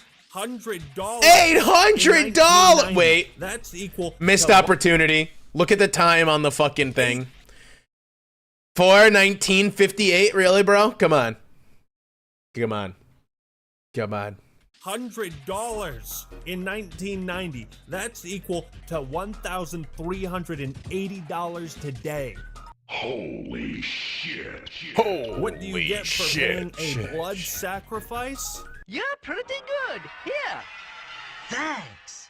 Now, it was marketed as a multimedia device that could play games, music, etc., kind of like how the Xbox One was promoted. The problem is nobody wanted or needed this type of hardware. What's the first thing you notice about this CDI? Spaghetti. Well, it looks like a VCR, not a game console. Yeah. Who designed the look of this? Where's the personality? It Oh, the SpongeBob arguably music, has epic. The worst controller What I've ever in the seen. fuck is that? Who would want to use this with all the buttons crowded around? The only thing the CDI had going for it was the license to use Nintendo's IPs to develop their own games. Ha here's the problem. Spoon. Too many toasters. You know what they say? Too many toasters. All toasters toast toast. Should I say anything Bowser's else? puss Do I spoon. need to play more cutscenes until the message sinks in? What a wasted opportunity. I don't think Nintendo has ever licensed its IPs out to competitors since the CDI. And for good reason. Yeah, The that's actually CDI pretty failed fair. because of its unintuitive, horrible controls, absurd asking price, and selection of dog shit games. Although the CDI is considered one of the worst consoles ever, it did one thing right. Push the industry a little bit towards CD-based games. And for that, you can give it the tiniest amount of credit.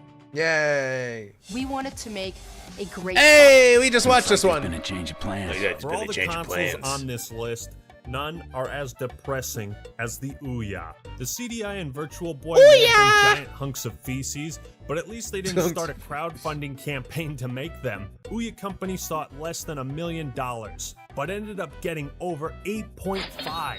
It really struck a chord with people. Thank Maybe you this for could be a believing. new challenger to rival the big three. How often The do biggest appeal was its cheap price at crowdfunding, you know, maybe that'll be $99, tomorrow. but also Maybe that'll be tomorrow's videos. What are like some crowdfunding projects that actually turned out well? Because all of the ones that I watched or ever heard of were all shit. There's the Ouya. There was like the Coolest Cooler. There's like they're all escaping. There was like the Zen Egg or something. It was just like a bunch of bullshit. Back in the day, I'm gonna fucking deep cut here. Fucking Kickstarter crap before fucking iDubbbz made like content cops and shit. I would watch those, but like that gave me the impression that there was only ever shit on like Kickstarter and like Indiegogo, crowdfunded games being good. Yeah, I can't. Yeah. I think the Clannad visual novel was crowdfunded, but at that point, because that started in like 2018? Question mark. The Clannad visual novel. Shovel Knight was a crowdfund. Really? I never played Shovel Knight. Maybe we'll do that. Maybe tomorrow. Maybe I'll put in the Discord or something. Be like best and worst crowdfunded campaigns, please. But like, fuck. Like all my impressions of crowdfunding. Clannad was crowdfunded. So Clannad the anime was done by Key, right? Clannad the anime, but it was like an original story. At least I think. I'm pretty sure it was. But it did not have a visual novel. And then in like 2018, I want to say 2017, they were like, hey, we're going to crowdfund a visual novel. And then like, I think it got it in like a day or something, or like an hour or something like that. Some ridiculous amount of time. They got a ton of money to make it. And it came out and everyone's like, yay, thanks. Wanted this. Appreciate you actually backing it up. But at that, you know, it's also from Key, like the company that made it. They're dependable. They're they have a reputation. You know, like Key made fucking Clannad. They made like Angel Beats. All like Charlotte. So like they had a reputation behind it. It wasn't just a bunch of random people. Gotta go see you. Bye, Texan. Enjoy the spaceships in your shitty city. Yeah. So yes, the visual novel of Clannad was crowdfunded, not the show itself. The show itself was done by who animated Clannad? Was that PA? No, that wasn't PA Works, right? Was that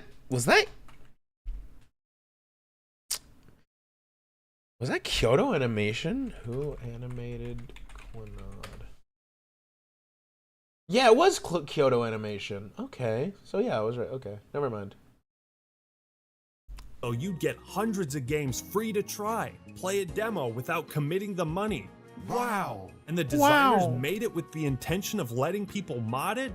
How cool! It was compatible with other controllers? Cool. Wowee! Wow, We were supposed to collaborate with big developers and already had deals with Sega and Square Minecraft. Enix. There were so many features to get excited about. Twitch. Ouya was That's a where really we are. Cool sales pitch. Almost too good to be true. Ouya. Because it was. Oops. None of the Kickstarters got Ouya when they were promised to. There was no killer app. The selection of games was a total joke. Which, by the way, stay tuned for Babes my by 2-hour Fossum. Hold on, review go back. of Rain. Just like Julie Ehrman said, There is nothing special about this board. Nothing. there was nothing special about this. Once people did get their long-awaited Ouya, they immediately noticed how terrible the controller was, with sticky buttons, a stiff D-pad, horrible latency.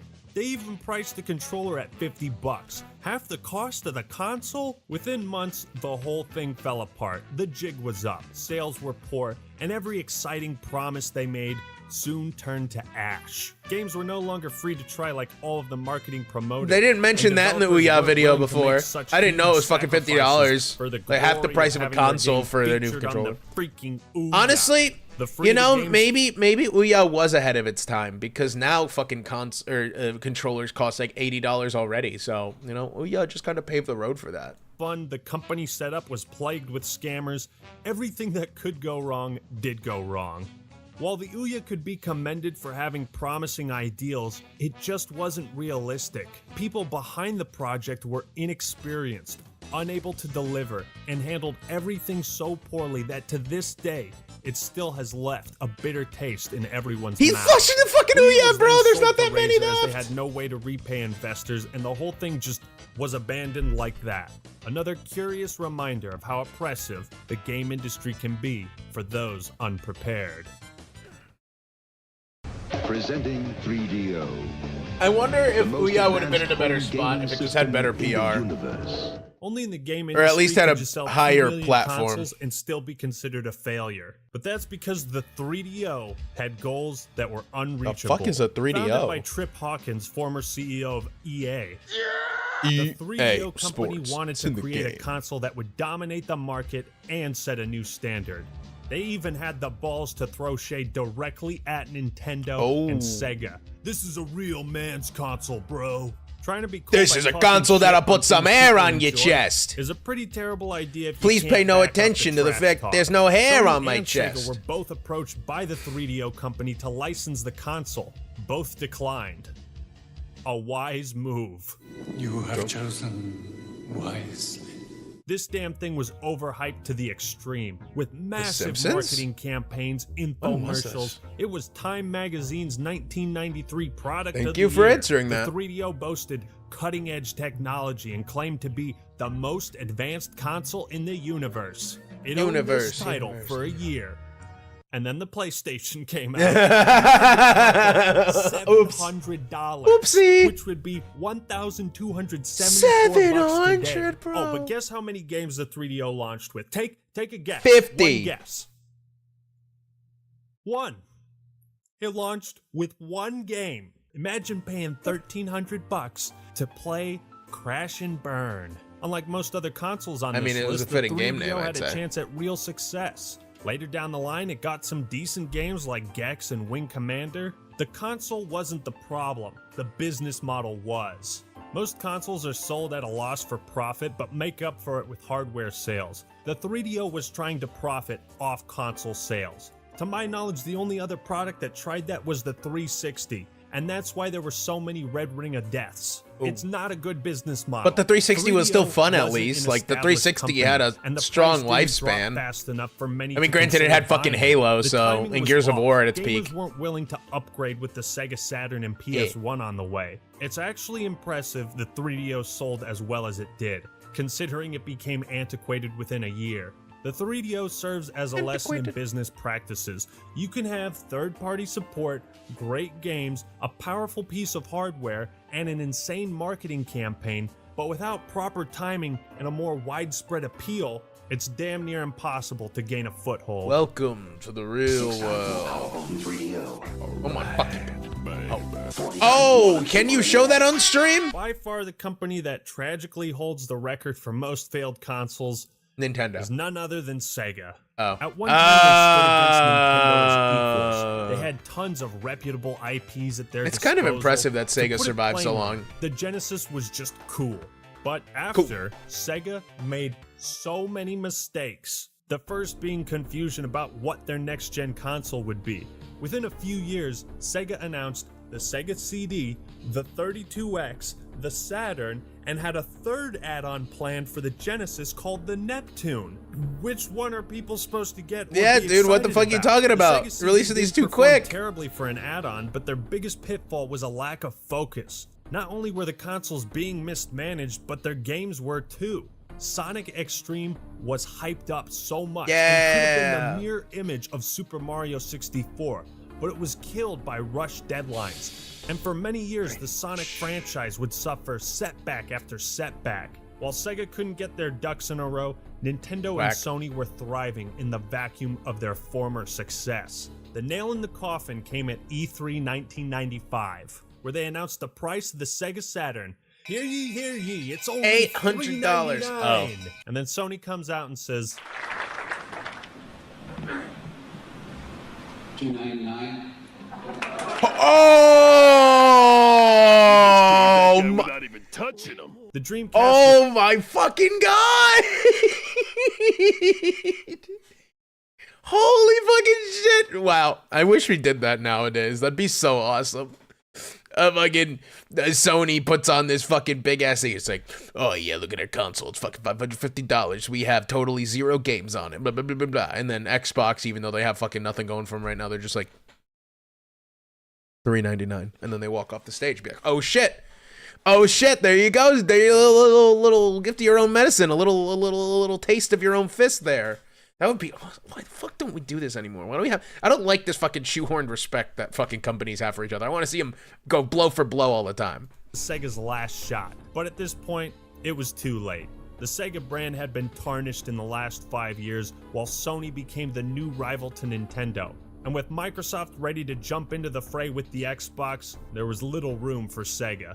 Were things a bit different, they might still be selling their own brand of consoles to this day. And had they not realized they were digging themselves into a financial hole, Sega could have gone the way of Atari. Luckily, the company remains alive and in good health, developing tons of outstanding games. Sonic has Sega more or less reclaimed his throne after years of terrible video games. This is one of the Sega does Yakuza? What? Seriously? I didn't fucking know that. Google. I need to just keep a Google tab open at all times. Does Sega make... Wait, Sega make Persona? Oh no, that's Atlas. Okay. Does Sega make Yakuza? What? What the fuck did... What's under the Sega umbrella? I didn't know that fucking... They didn't know that... Yeah, just give me their fucking games, please. I don't need all the shebang boing. Just give me their games, please.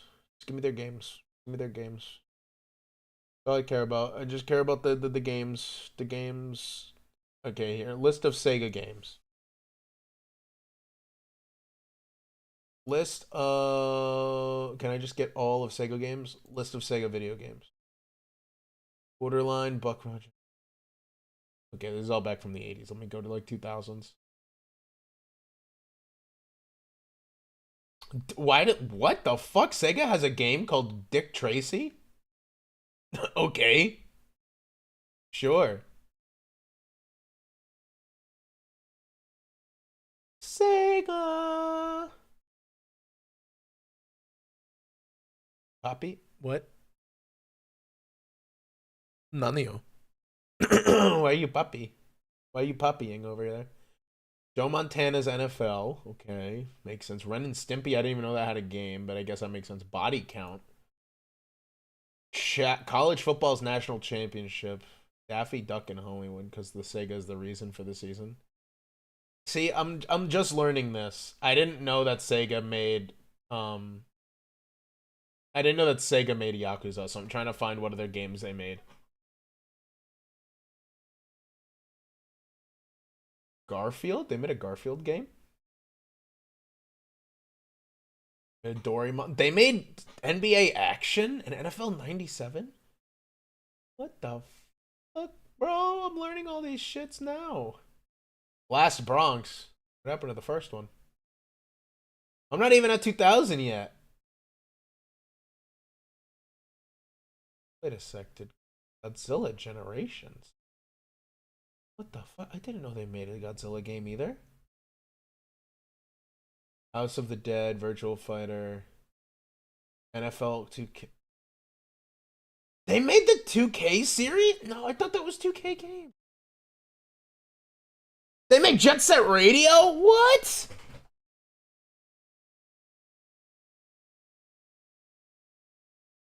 Wait, they made the NFL 2K series? What?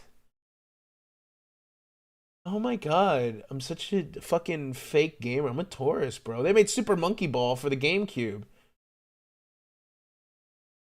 Pim, bro, I knew I liked you, dude. Astro Boy! ESPN NFL football. Oh my god. I'm sorry, Sega. I was unfamiliar with your game. Holy shit. There's a Charlotte's Web video game. That's still available. There's an Initial D racing game too? Oh my god, we are Phantasy Star Uni. Bro, this is oh, I'm cooked, dude. I'm so fucking cooked. I did not know they made all of these fucking games. What have they been up to lately? Wait, there's no way they made fucking Dead or Alive. Hatsune Miku? Who's a fuck? Super Monkey Ball. Astro Boy. Hatsune Miku. They made Bayonetta. Holy shit, dude. I was not familiar that Sega made so much shit. Oh my god. A few stories where redemption was earned. Time to upgrade too. Ah, the Wii U. Now I want to know why this fucked I up. maybe booted up my Wii U 60 times before I boxed it up, put it on my shelf, and never touched it again. Well, would you look at that? Since the GameCube, Will you look at PS2, that? and OG Xbox, Nintendo has always been behind the competition in terms of technology, this thing called online play, but they've been able to succeed because their games kick so much ass, and the culture they've created has turned millions of people into hardcore fans. And But their neckbeards. greatest weaknesses would become impossible to ignore with the Wii U. Yeah, I just don't get how this failed. Outrageous success This of feels the like it Wii, should have been like a home Nintendo run must for have them. Thought, let's just make a sequel. We would like to play. Again. Epic. Are you sure the novelty of the Wii won't have worn off in the 6 years since it came out? No, it's all good. It was not all good.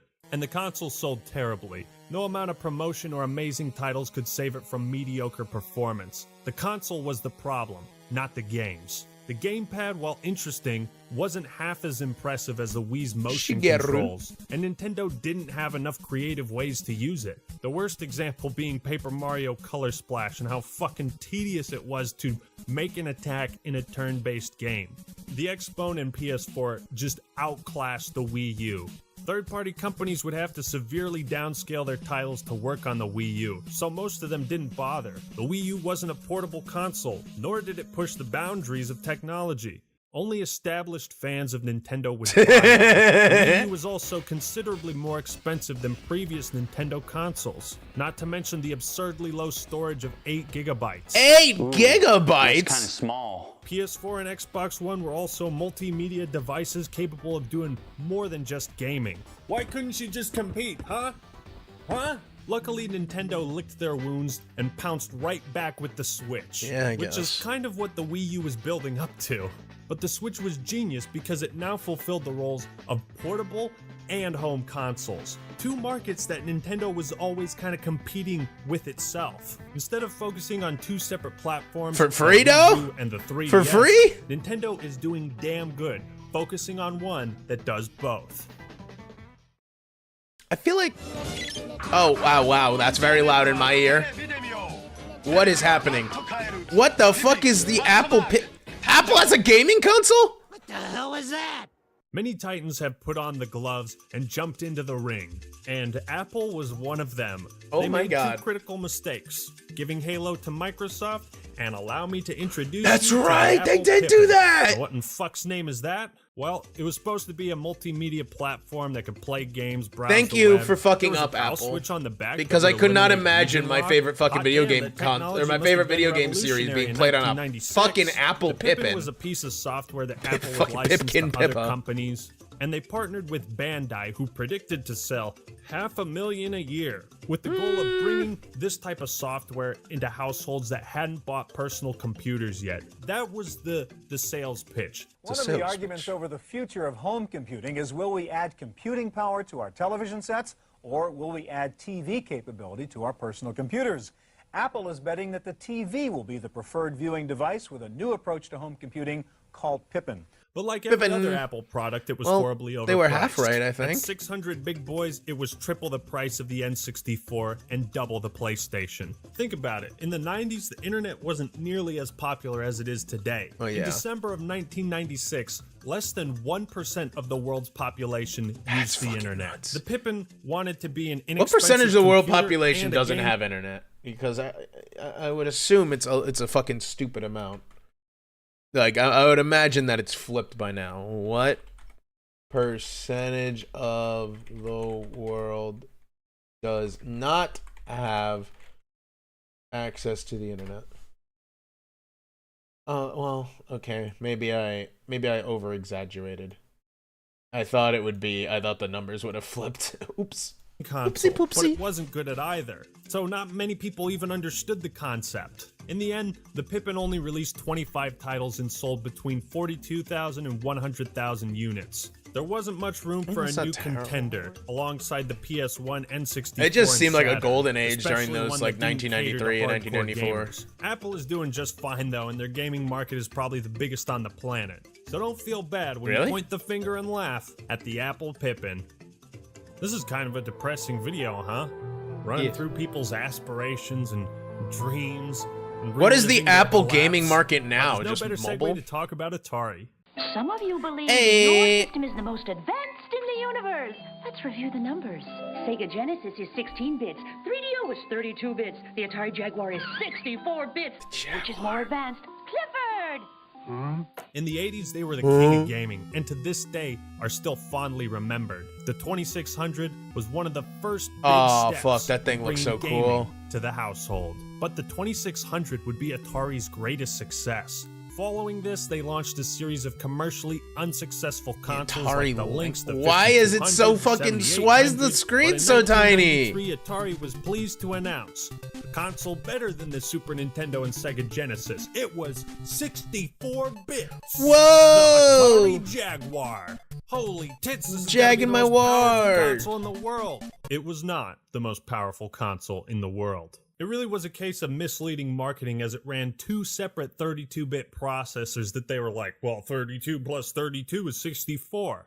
Doesn't work like that. Fucking got Gamers 'em. were shocked to find the quality was worse than its competitors. And look at this monster of a controller. Ooh. Was it really necessary to add Ooh, a why does it keypad keep in? going? This isn't the 80s anymore. This thing makes the Duke look like a micro penis. There were only 50 licensed titles. The console's small size, technical problems, and lack of Hey, quality leave the games size were the alone. biggest That's how you factors use of it, its isn't it? failure. Atari desperately tried to stay What relevant the by fuck creating was the that? Jaguar CD, but this only sped up their rapid decline. The Jaguar sold about 250k units, and its failure resulted in fuck was Atari that coming out of leaving the ass? console business forever. A sad end to a beloved company. Rest in peace, Atari.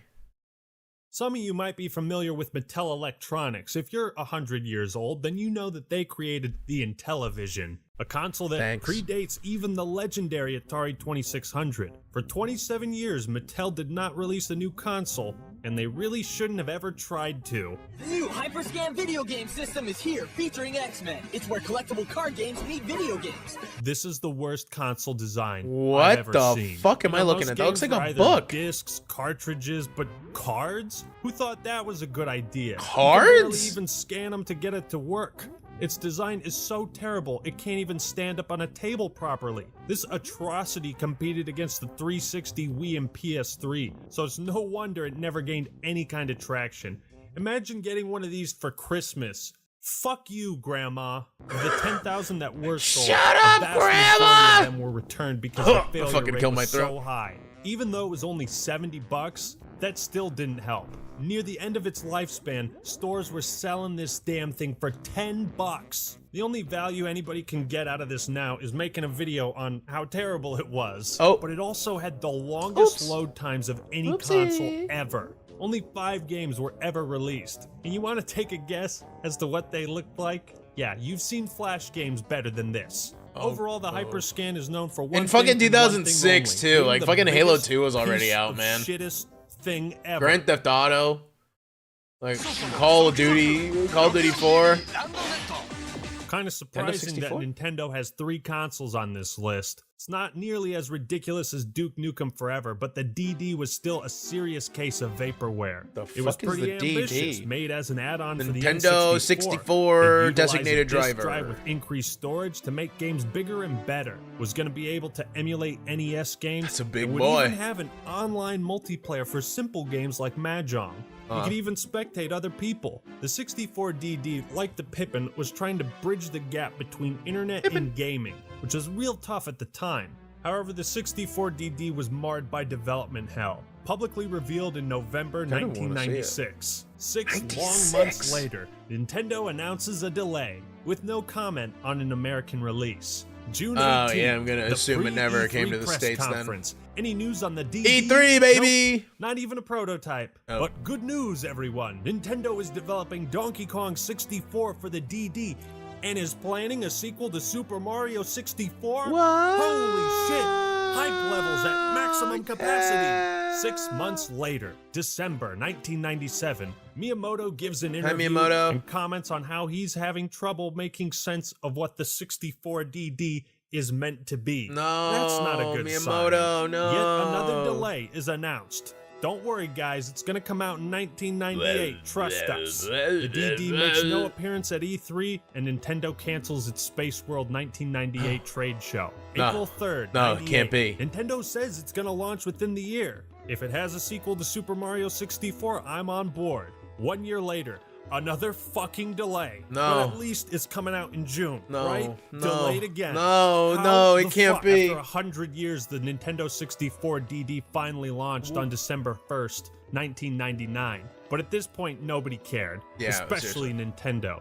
They already knew it was going to be a commercial failure and sold it only by mail order in Japan. Maybe 10,000 units were shipped out to some unlucky people. It never had a chance to thrive, and perhaps it didn't deserve to. Most of the planned games were either canceled, released for the N64 with storage increases, like you saw with DK64, or ported to other consoles. So at the very least, Nintendo was able to save the most important parts of their work. That's fine. Only 10 games That's not were too ever bad. released for it. The 64 10 DD games. was a case of ambition without direction. At least list them. Had it come out well before the GameCube was announced, it might have had moderate success. But Nintendo just couldn't nail down a direction. Didn't the GameCube come or out like meet 4 years later? deadlines. Yeah. Nowadays, mobile gaming is one of the most popular, Oh, be God. it the 3DS or your phone. But one company tried to bridge the gap by making Oh, a yeah. portable phone that was also a game console. Oh, yeah. Introducing the Nokia N-Gage. Oh, Jack of two trades, my master God, of neither. Nokia. The goal was to snatch some gamers away from the Game Boy Advance. Look at that Because, tiny hey, fucking kids, it's PP also a screen. phone. Problem is, the button layout that worked for cell phones in the early 2000s isn't gonna work for playing games. Look at all this shit. It's worse than the Jaguar controller. Not to mention it was $300. The Game Boy Advance sold for $100 2 years prior. Surprisingly, 2 million were sold, but only 58 games ever came out. Nowadays, they have this That is crazy new so product fucking that can stupid. play video games and be a cell phone. It's It's called called cell a phone. cell phone. Yeah. There are far more failed gaming consoles. It's a damn out there shame. than successful Nokia tried to be ones. ahead We of the could go game, down but, the rabbit hole until we hit Wonderland. swung and a miss. As you step out of my magic school bus, I want to ask, what did you learn? Hopefully you learned something about the games industry. and Don't what a trust difficult Nintendo market it all the can be. time. Perhaps And you'll thank reflect God on some of these Apple old consoles fucked and up maybe with, a bit of not nostalgia will hit you. keeping So why Halo. did these consoles fail? A lot of times there was a better alternative that was cheaper and well established, or the hardware was poorly designed, prone to failure. Perhaps the goal wasn't clear to consumers and some of this shit was just too overpriced to be worth the risk.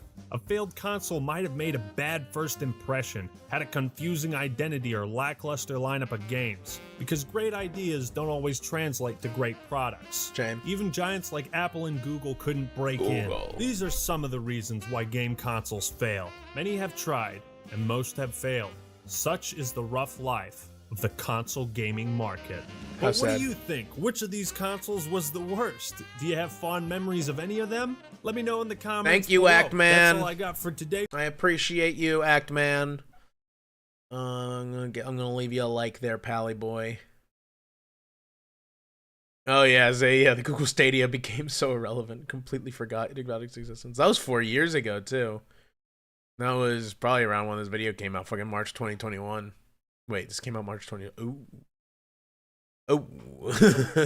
Oh. That's a little longer. Oh wait, no, that's 2021, not 2020. Oops. Oopsie poopsie. And we'll go. The 30 worst gaming consoles of all time. You can't eat things at me. No, I don't know how to set that up. Joke's on you. If I knew, I would set it up, but I have no idea. PlayStation 5, Xbox Series. This is 30 worst gaming console of all time. Game Nintendo ranks. Switch, stuff that's Def successful, Easy, really? good, and I didn't know that. works. But there's way more gaming consoles. That's the out Sloom. there. Maybe There's I the will. total failures, Maybe I'll the bother her. bad consoles, and there's the ones that don't work. It's Falcon, and today on Game Ranks, the top 30 Game Ranks. worst gaming consoles of all time. Rank We're me, gonna baby. Start this off with a bang. A console known as the PlayStation 3 controller with a screen on top.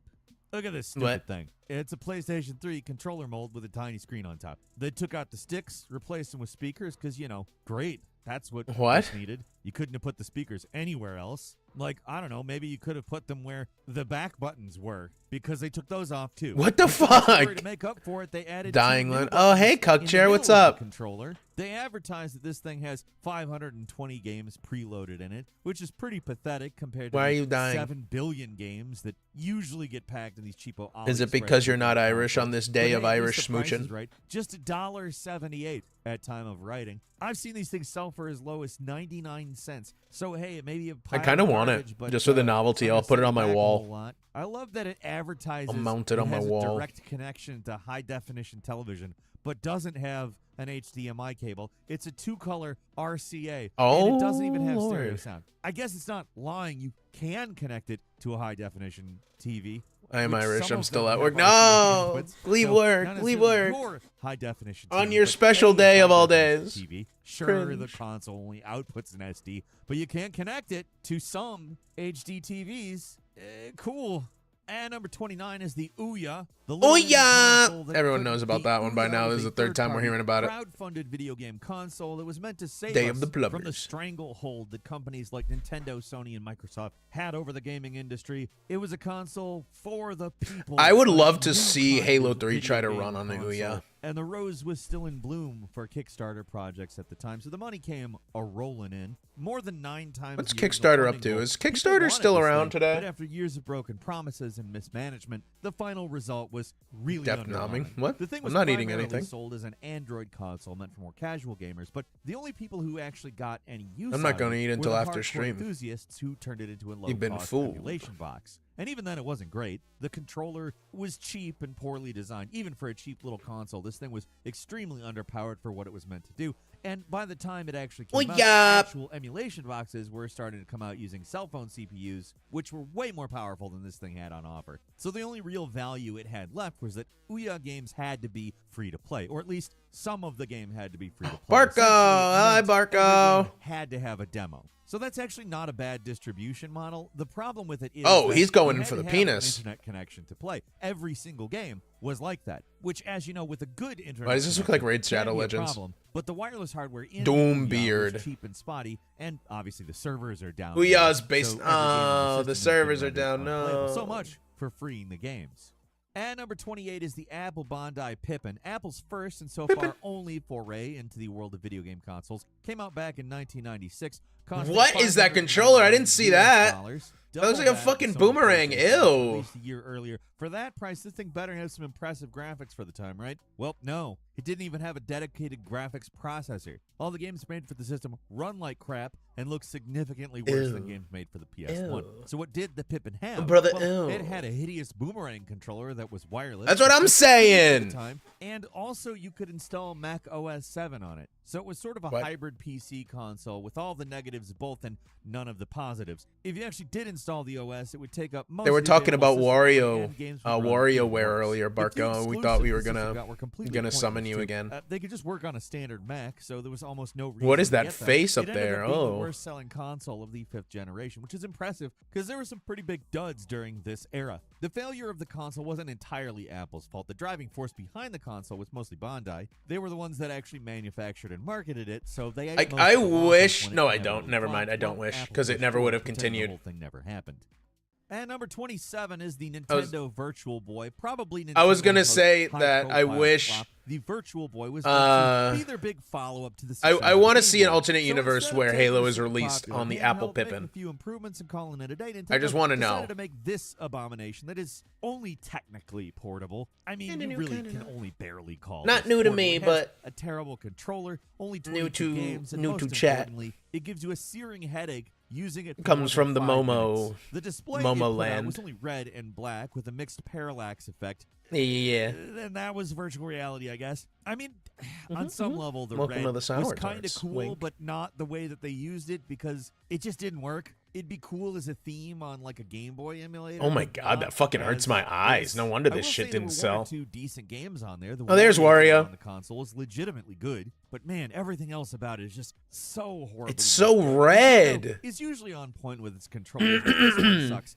Like, it's got this cable that comes out of the top in a weird way. It's got this big block of a battery that can easily fall out with only a little bit of pressure. It's nonsense. Wearing this thing was awkward. It was really heavy, so it made your neck hurt. And if you use the included stand, then you'd awkwardly have to hunch over a table or something to see anything. This thing was such a piece of crap that not even a Nintendo brand could get people to buy it. It sold less than 1 million. And then they units brought and it back, discontinued and then in no less one's than still a year. buying it. And number 26 is the Game Gear Micro, otherwise known as that thing that destroys your eyes because you're straining so damn hard. Why to is it use so The fucking teeny console, tiny? Game Gear It's like a Micro, fucking was Video absurd between Now. Only series of tiny versions of the Game Gear. And You when guys it's remember tiny, Video it's Now, or were you extremely guys too small. young for They're that? Less than 4 centimeters tall. The screen is half that, and they're, I guess, probably about as tiny as you could make a handheld game console and still have it be theoretically playable. You would have to be a Remember the madman Now? to try to play this Good. thing. You Look had at the how bigger tiny one. the screen is. I hope you have a Interesting. microscope. Okay, handy, not or as old as don't I mind thought. holding it directly in front of one. I'm of your not as eyeballs. old as So I you have to am, have it really compared close to you face guys to anyway. Have a chance of seeing any of this. I like the Especially yellow for one, I'm not playing gonna one lie. of the RPGs, these things I wonder why. inexplicably came packed with. The funny thing Last is, it's not a Bible? poorly made Where'd they device all anymore. go? It's a funny little novelty, but actually trying to use it to play games for real is all but impossible. And to make matters worse, Sega cheaped out and made it so that each Sonic version and Tails. only had 4 games total. They could have easily They packed should the smooch. entire Game Gear catalog onto one of these things, but no, you get 4. I guess it doesn't really matter. I mean, 4 games, 400 games, it's not really a big difference on a device that you're really only buying for novelty. But they could have made it literally a couple Why is it so small? They could have just made it the size of like a Game Boy Advance. You'd probably be fine. And number 25 is the Philips CDI, released back in 1991. Remember Hit This Clips? console was meant to be a lot Hit of things Clips. and ended up That sounds very familiar. Hit Clips. Hit Clips. Oh, yeah. Oh, my God. I remember I wanted these things so badly, and you got like, yeah. You had like, they were like little cartridges. They weren't CDs, and it was like you would get, weren't they in like Burger King or something? Yeah. Elvis NSYNC Backstreet Boys. Holy shit, this thing's fucking ancient. The popular songs and gave you like 60 seconds of it. Why would they do that? Yeah, that's what I want. When I want to listen to music, I'm like, I gotta listen to the first 60 seconds. It was like the first TikTok, bro. You got 60 seconds of a fucking good song, and that's it.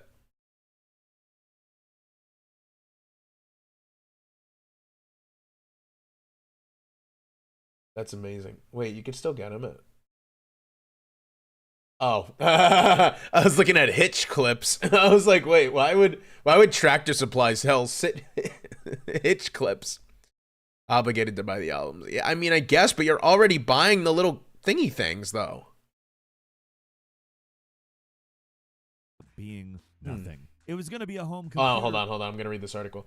Hit Clips were a digital audio format for children introduced by Tiger Electronics in 1999. The players came in a variety of styles, such as miniature boomboxes, a built-in speaker, versions that looked like an MP3 player and came with an earphone. They were very basic. Only play button, no volume control. Oh, that's beautiful. Hit clips themselves consisted of very small memory cards with a key ring, consisted of 1 minute edit of a single song. Quality was very poor. Over 50 songs on hit clips were released over 4 years, including songs from NSYNC, Britney Spears, Backstreet Boys, and Pink. That's amazing.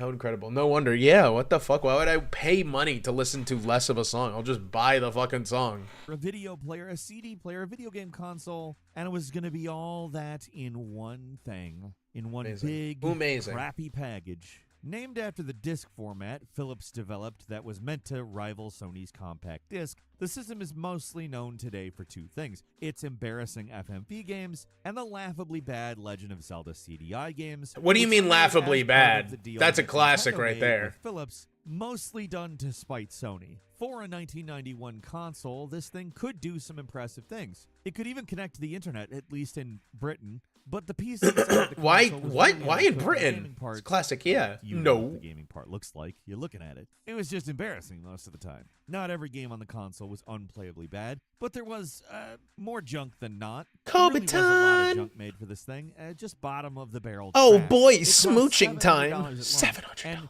that's in 1991 money. Translated in today's money, it's more than double. It's $1,600. What did you get? Well, to paraphrase Bill Gates, I got it was a terrible game machine and a terrible PC. When you're right, you're right. And that billionaire dork was right. And number 24 is the Zeebo. Bad name right off. Released exclusively in Brazil in 2009. This console was meant to serve the growing middle class with a less expensive Zeebo. You know, compared to Zeebo sounds like the name of a VTuber.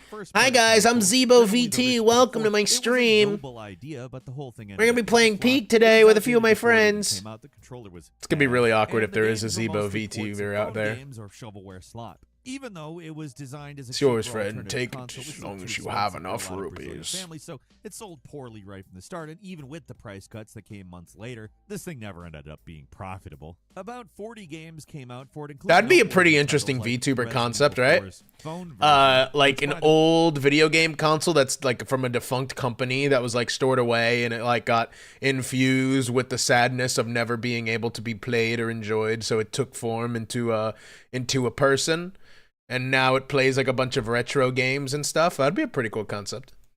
Plays much better on a phone, and that's bad. But Ridge Racer was worse. I should come up with I should write lore for people. Actually kill the console. According to a comment by Rafa Mata, the game would leak data into the memory, which would fill up and corrupt the memory, breaking the entire Zeebo OS. You generally hear of game-breaking bugs, not console-breaking bugs. Like, I can't remember any other console besides the Xbox. I gotta start writing lore for people, man. That could just be that would be a good one. And the Xbox 360 was from overheating. This is just. I'll sell you a VTuber concept for $5, and if you get big, 2% of all merchandise. When number 23 is the N gauge. Colloquially known as the taco, you know, because the awkward placement of the speaker and the microphone made it look like you were talking into a taco. This thing was a handheld console and a telephone all wrapped up into one. Games. Get out of town with that. What? Obviously, this thing came out in 2003, and although, like, some phones could play some very rudimentary games at that point, sorry, I was yawning. It had Bluetooth. You could go on Bluetooth back then? 3 playback. Everything a cell How the fuck could possibly do. When the fuck did Bluetooth start? A dedicated gaming handheld. It's a good idea, but the execution was fatally flawed. Look at it. The face buttons double as a phone keypad, and it's awkward for most games, to say the least. The screen was weirdly narrow for a handheld, and if you actually wanted to insert a game, you had to remove the battery. Snake peek. The game card slot was behind the battery, similar to how most phones worked back then, but instead of swapping out SIM cards, instead of that, you were basically swapping out micro SDs all the time. You put one in and it stayed there until you took the battery out. It made zero sense for a handheld console. Nokia had no clue what they're doing. It sucked as a handheld and it sucked ass as a phone. It did actually have a pretty cool Metal Gear game on it. Not vital to play or anything. I would go with an emulator rather than digging up. Bluetooth came out in 1999. What was it used for back then? Because I can't imagine there were Bluetooth speakers until like graphics. Shockingly enough, like mid to late 2000s. Nokia had no clue. What's no clue? It was just wrong. And I've got no clue. ZX Spectrum Vega Plus, a Kickstarter failure that makes. We're back with the Kickstarter. Amico. I guess what we're gonna do tomorrow. Professional in comparison. That's Getting what I a want to Nintendo do tomorrow. version I'm of gonna this watch particular disaster would take all day. So some let's just talk bad about the console itself. Kickstarter All it was campaign supposed to be videos. was a handheld version I want of to the educate previously released myself. mini console ZX Spectrum Revival. The thing that drew heavy criticism was its build quality, but backers hoped these guys would get it together and put out a quality product this time. There's actually a pretty big fan base for Sinclair microcomputers in the UK. It's a nostalgic brand for a lot of people, so the promise of iDubbbz made videos. high-quality Yeah, I was talking about that earlier. That's like why my was full something a lot of impression people of wanted. However, the final product was not what anyone my wanted. full After impression struggling of for years like to save Kickstarters low-budget and stuff are self-made just that they're disasters, all they finally managed either to pieces of release shit or a few of the scams. Vega Pluses, Because I know of even if very it few was that way actually lower turned than the out original well. expected run of about 400 units. The handhelds that people did get were in terrible shape. They were. I would like to see some good and some bad ones. I'll have to do a little digging. A lot of the release handhelds Maybe after broken stream. with faulty ports or bad batteries. Even the boxes they came in were slapdash. Instead of proper packages, a lot of them came loose in boxes with nothing protecting them other than some crumpled up paper. Oh yeah, and those 1,000 games, they got cut down to just 14 when they lost the license to Spectrum's The Game same Maker. as it is The today, entire thing wireless was one big free shit and show. free And the handsets. only reason Really? they even released Dick it, starters. I think it would have been a fraud if they didn't. And number 21 is the Sega Genesis 21. Flashback. Anyone remember those at-games consoles you used to see all No. over the place? People let the crap quality of those things slide back when nobody really cared about miniature consoles, but when the NES Classic came out, expectations changed. People wanted more mini consoles, and they wanted ones that were well made. But we didn't get that with You the know Sega these, Genesis really? Flashback. Instead, we got a borderline bootleg piece of crap that barely ran the games it came packaged I with. don't remember The these. wireless controllers it came with used infrared rather than Bluetooth, which was ubiquitous by the time this thing came out, and infrared is terrible. And a lot of the 80 included games weren't even actual Genesis games. They were knockoffs produced by At Games. Target. I often see people knock this thing, but I How the bought hell it did when it Target came not out. go out of I didn't business know with what happened that? with my Sega Genesis, and it seemed like this would be a good way to, play it. But I booted Ooh, up that'd be a Sonic good the one for Hedgehog, Thursday. and Maybe was we do a little introduced with Defunct Land off-theme Thursday. music. Yes, I kind of want lots to do the that. games on this console All right, played so this the is our music plan. Out of This is our plan for this week. Tomorrow I'm gonna do some Kickstarter shit, and then Thursday we're gonna do some Defunct Land. Friday and Saturday up in the air. If you guys have got any ideas, wink, wink. Hopefully Friday involves a little drinking.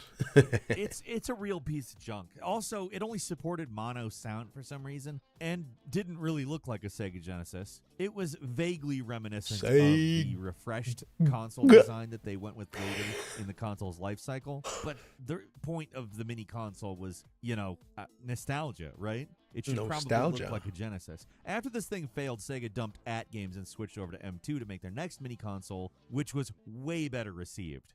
Moving on to number 20, it's Def the Drunkland Super Day. Wonder Yeah, Boy. Friday, I Saturday know are my almost on nothing my about drunk this game. There's days. very little information on the internet. I just want outside of a short blurb on I like whenever I can information I need to put it. punishment wheel. Ooh. Do you think the number one pick will be the Soulja Game Boy? I hope so. I hope that the Soulja, like the whole Soulja line gets them talked about. They haven't talked about it at all. That was a good JonTron video. Zombie, you're speaking my language with a drunk punishment wheel. Maybe I could do that Friday. What should we do though? Okay, this is what I think we do. Friday, watch the JonTron vid. I agree. If they don't mention it. Friday or Saturday. Maybe it could be Saturday because it'll be a little longer. But then again, usually on Saturdays, I like to kidnap my friends. Because what was it? So what was it? Valentine's Day, it was Bite, Sim, and Belkis. And then we got Poco on. And then we got Saturday we got Bite and Sim again. I like to kidnap my friends on Saturday. I like making them go on. So maybe wait. Zombie! Thank you.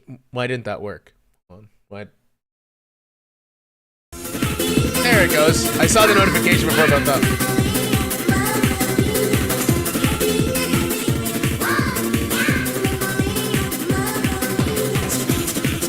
Thank you for the Prime, Zombie. I appreciate it. But maybe it can be Friday. Do I do anything Saturday other than stream more? Maybe maybe it will be Saturday because then I can have a little more time. So maybe we could do like a try not to laugh sort of thing. So you guys just like send in a bunch of bullshit and try not to laugh videos. And then Saturday it's like I have a whole punishment wheel and then I can open up 2 things. And then it's like one one is like the submissions for the videos and the other one are just ideas for like a punishment wheel. Maybe. And then, like I said, I'll leave it for Saturday. That way you guys have a little more time to prep. We'll do that. Okay. Yeah. I'll do that after stream. Someone make sure to remind me. Yell at me on Discord to remind me for that. Funny video Saturday. Yeah, I try not to laugh stream on Saturday. And I will make sure I get some alcohol. It's payday Friday, so I can buy some alcohol on the way home from work. On this list, this bootleg Korean Friday is still up in the air. I got to get back to making a schedule, man. An alarm clock that goes off every 30 minutes of play. Doesn't that sound like fun? Yeah. You're playing your game and suddenly the console starts beeping.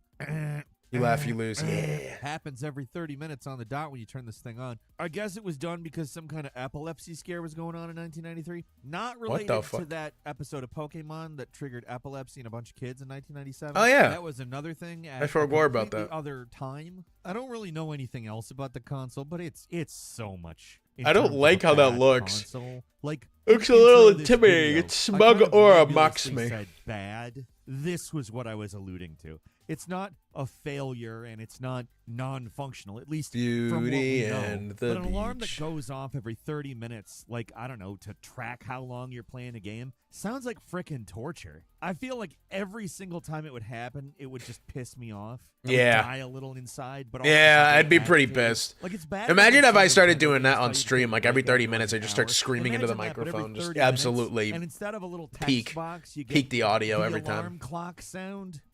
At number 19 is the Zone 3D. This 2011 bootleg console looks like a PlayStation 3. It has 2 controllers that look like Wiimotes. And last, but certainly not least, it has 2. When is next Anaglyph drinking 3D day? glass. Friday. Yes, it's Friday, a 3D Knives. console. But Saturday. 20 Okay, 3D hold on. games, Hold on. all of which- I'll summarize real quick. Friday, I'm not sure what I'm going to do yet. Saturday is going to be you laugh, you lose punishment wheel. And then I'm going to drink that day. Because I'm going to have probably some things on the punishment wheel that are like take shots. You know, drink, stuff like that. But then I'm going to open up 2 things on the submission thing, which is like the you laugh, you lose thing. And then punish on this wheel, grabs pants, shut up, Knives. That's me beating the shit out of you. And then another one will be like ideas for punishment wheel. Friday, like I said, up in the air. Not sure what I want to do yet. Graphics. If you don't know, Anaglyph 3D But is something the real with cheap, alcohol, I real hope. crappy kind of 3D. The kind where you have the red and blue in the Oh. glasses. It looks terrible. It kind of hurts your eyes. Fry, to look at it. yay. And even when it kind of works, it's not like good. I'll say this: at least the 3D glasses with this console are plastic. They're better than the paper ones they used to give out all the time. True. when I was a kid, which, Lord, that's going to have a lot of you side-eyeing me in terms of age. True. I remember those. Knockoff garbage with pre-rendered 3D graphics that give you a headache. This is the console. I think I for saw you. Shark Boy There and are Lava Girl like 80 that. Other non-3D Was games in this- the package, or no, was but it they're Spy all junk, Kids? too. It's all junk. You'd be better think it was flushing Spy Kids. the $60 retail price down the toilet. At least looking at that would Danilo give you a Gimlet. headache. I'm And gimleting it. number 18 is Tiger Game Com. It's the N-Gage, but worse. It tried to be some kind of hybrid between a Game Boy and a PDA. It was absolutely terrible at both of those functions, though. What makes this thing Oh, so bad, fuck, other my than the neck. stupid name and terrible ergonomic design, is the screen. It's ungodly. It's poorly lit. It ghosts like Blech. crazy, and when it's ghosting, the image it's smeared to hell and back. They managed to get some big names on this thing like Resident Evil 2 and Duke Nukem 3D, but the games can't be played. They're just a blurry mess of gray pixels. This thing seriously has some of the worst graphics I've ever seen. Like, it's abysmal how bad this screen is. There's only about 20 games that ever came out on it, and it's 20 games too many, because look at this slop. What developer in their right mind would Wheel look of at this and Fortune, go, Wheel of "Yeah, Fortune that's 2, cool. let's go! I'm A second Wheel of Fortune. making a game for this. And the games are total garbage, but hey, at No, least that you can connect to the internet. Yeah, well, if you don't mind attaching it to a modem. There's no Wi-Fi, and you can only view text, which, you know, that's what everybody does on the internet. Yeah. Like, who asked for this? If you ever That's want what I to do with my experience what fan it's fiction. like to Is suffer from who the fuck is glaucoma, that? or maybe He looks something familiar. worse This than guy, what the people main with guy, glaucoma him. see, get the Gamecom, because man, it's Oh my that. God, he's And dying. number They're killing 17 him. is the They're fucking Commodore beating his 64 ass. Games system. No, I am not talking about the Commodore 64 microcomputer. I'm talking about the game system, the ill-fated console version that came out back in 1990 and managed to sell a total of 2,000 units. Yes, 2,000. Ruh-roh. 200,000, not 20,000, 2,000. The Commodore 64. I mean, it was looks very established in the nice. Game scene was hugely popular as an affordable PC, but Commodore wanted to compete with Nintendo and Sega, so they put this thing out. It looked like the standard Commodore, but instead of a keyboard, there's nothing. It's a keyboard with no keys, which is kind of a problem because the game they packed in it was Terminator 2. And, well, let's just say you have to press keys in that game to properly play it. I don't even know how you make that mistake, but it illustrates the fundamental problem with this thing. It's just a Commodore 64 that can't play the vast majority of the games built for the system. It's fundamentally why is it like Commodore 64? Why is it like that? Except for it's designed without the apparatus, the keyboard, necessary to play most of the games the Commodore 64 had. It wasn't even a lot cheaper than the main one. It was only $50 less than the full microcomputer, so really it had no reason to exist. True. At number 16 is Batman. It's a Nintendo 64 box with an Xbox console, 2 PlayStation 1 controllers, a light gun, and art stolen from the Batman and Robin movie. You know, the one that was widely considered to have killed the Batman franchise until they tried again like more than a decade later with Batman Begins. Oh, and also it's a Famicom clone, meaning that it is a Nintendo Entertainment System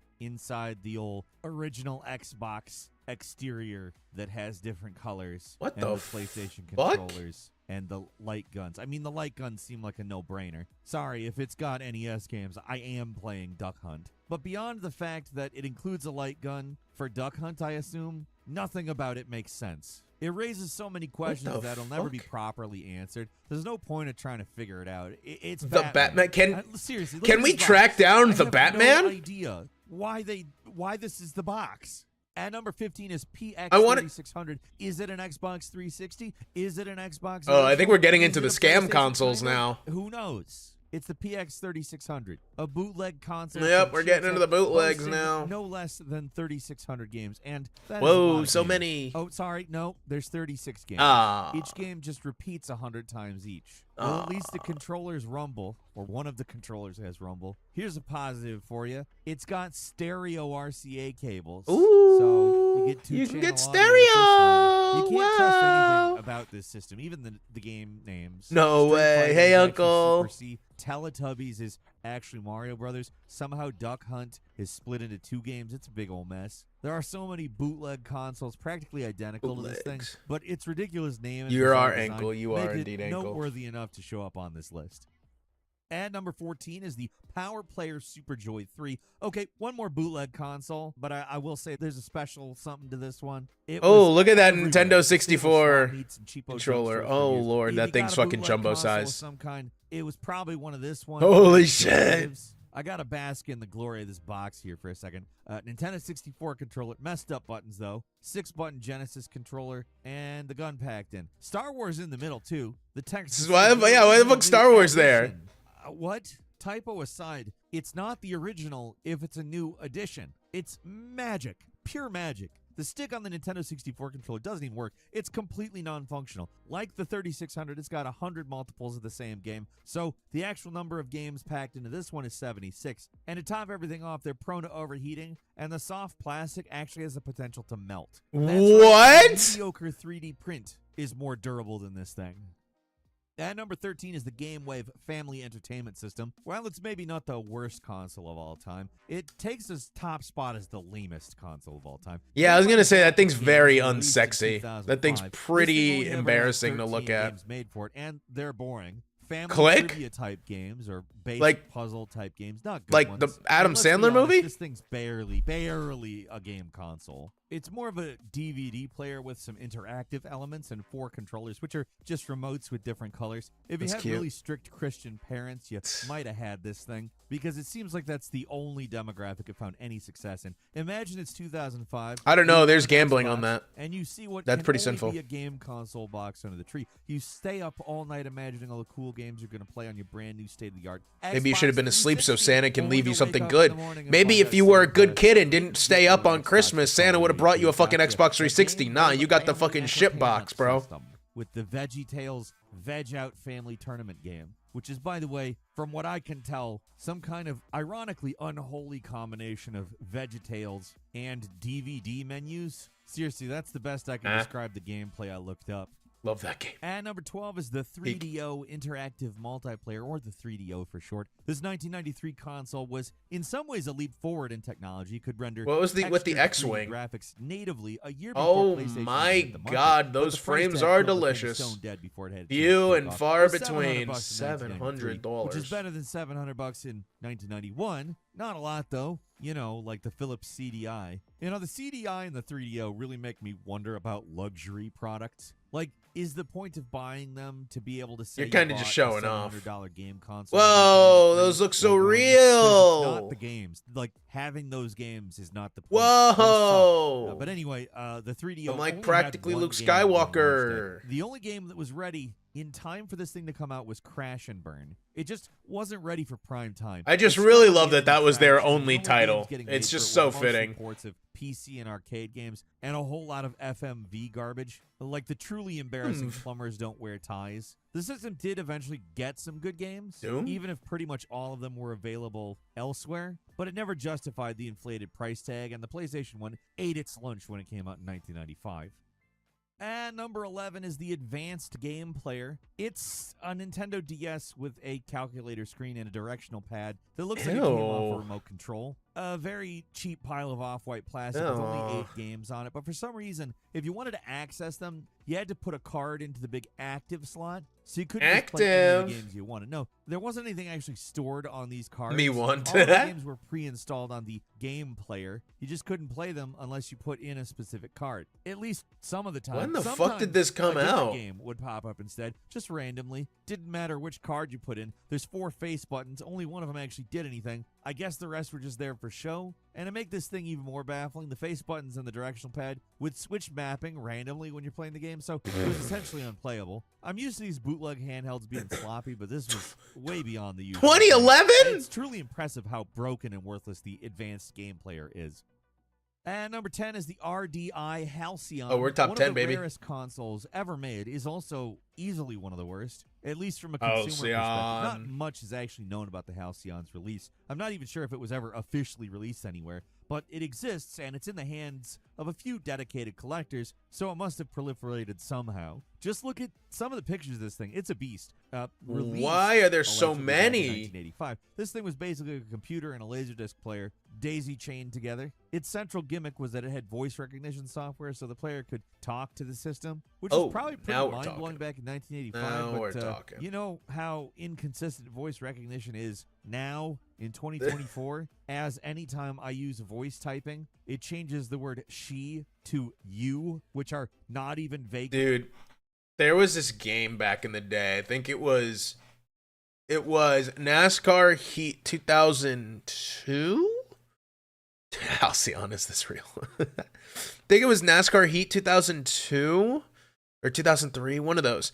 And there was a feature in it that if you had a microphone for your Xbox, you could talk to your crew chief and you could say things to him. And like there was a feature in the game, it'd be like, you know, pit now, guy in front, work with me, blah, blah, blah, blah, blah, whatever. And I was like, Papa Meringue, I need to get a microphone for this controller so that I can talk to my crew chief. Father, please purchase me the headset. Got one. Worked like fucking garbage. It looked like fucking, it was fucking bad. Like, I would be like, pit now, pit now, pit now, pit now. And it was just like, Say that again. Say that again. Say that again. And just pit now. Say that again. Pit now. Can't understand you, man. Pit now. And then eventually, because I was home alone at one point, I was like, this fucking piece of shit. And then the game was like, watch your language, driver. It's like, oh, so you heard me that time, but you didn't hear the other commands that you're programmed to hear. AI in 2002, yeah, fucking function like AI. Similar words.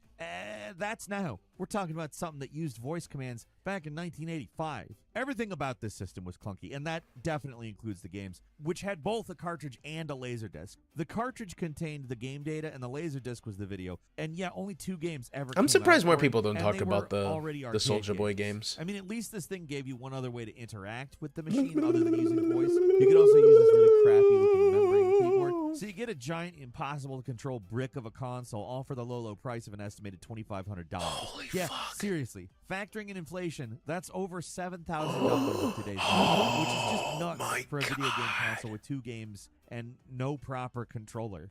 Oh my! What is that fuck-ass disc? Air 60. Well, that's Frisbee going in. Your grandparents buy when they want you to suffer, or just don't know anything. You know how bad and uncontrollable the If you're was? broke, Well, just say that. Air 60, a bootleg Connect that exclusively decided it had to have motion controls. There was no controller, not even a power cable. You had to power it with 4 AAA batteries.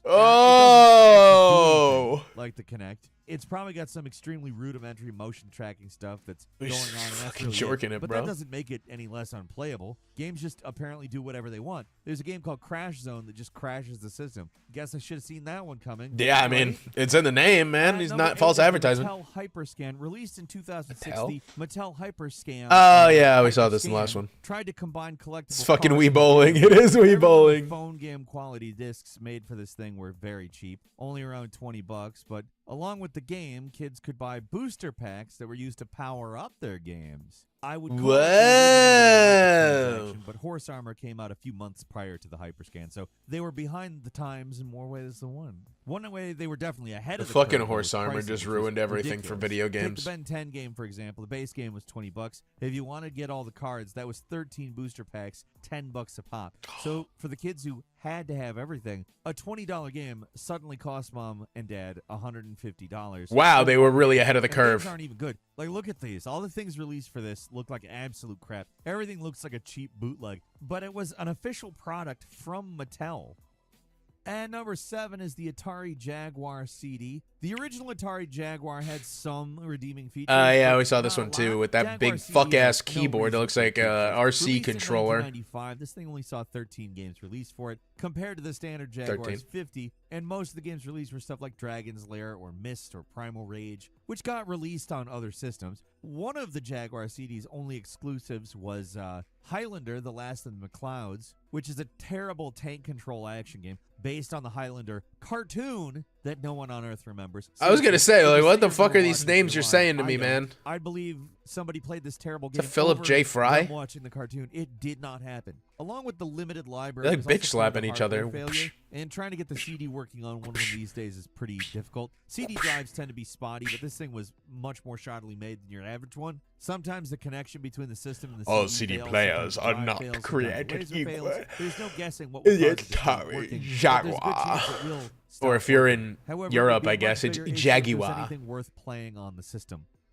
And number 6 is the Nuon. This mostly 6-7. forgotten console came out back in the year 2000. From the year had the goal 2000. of being nothing less than the next 3DO. They pretty much copied 3DO's manufacturing model exactly, only without the whole mandate that all games had to work with all versions of the console. So this thing somehow ended up being a bigger mess than the 3DO. It looks like a DVD player, because that's what it primarily was. It had special features to make the DVDs more interactive. Only 4 It movies looks ever like a actually used fucking them, and there yeah. were I was gonna say it 18 looks like a out to the DVD system. loading Most of screen. them were old or were only available packs. Free for Fall certain players 3050 that were literally AD. just incompatible with different models like Iron Soldier 3, which had to be recalled because of that. It's amazing that Logitech was able to survive as long as they did with controllers that looked this bad. I mean, look at this. That is stupid pretty looking thing terrible. that came Holy packed shit. with the Nuon. It's just a standard Logitech from that time. But seriously, that's the kind of controller you'll force your friend to use when you're playing WWF No Mercy.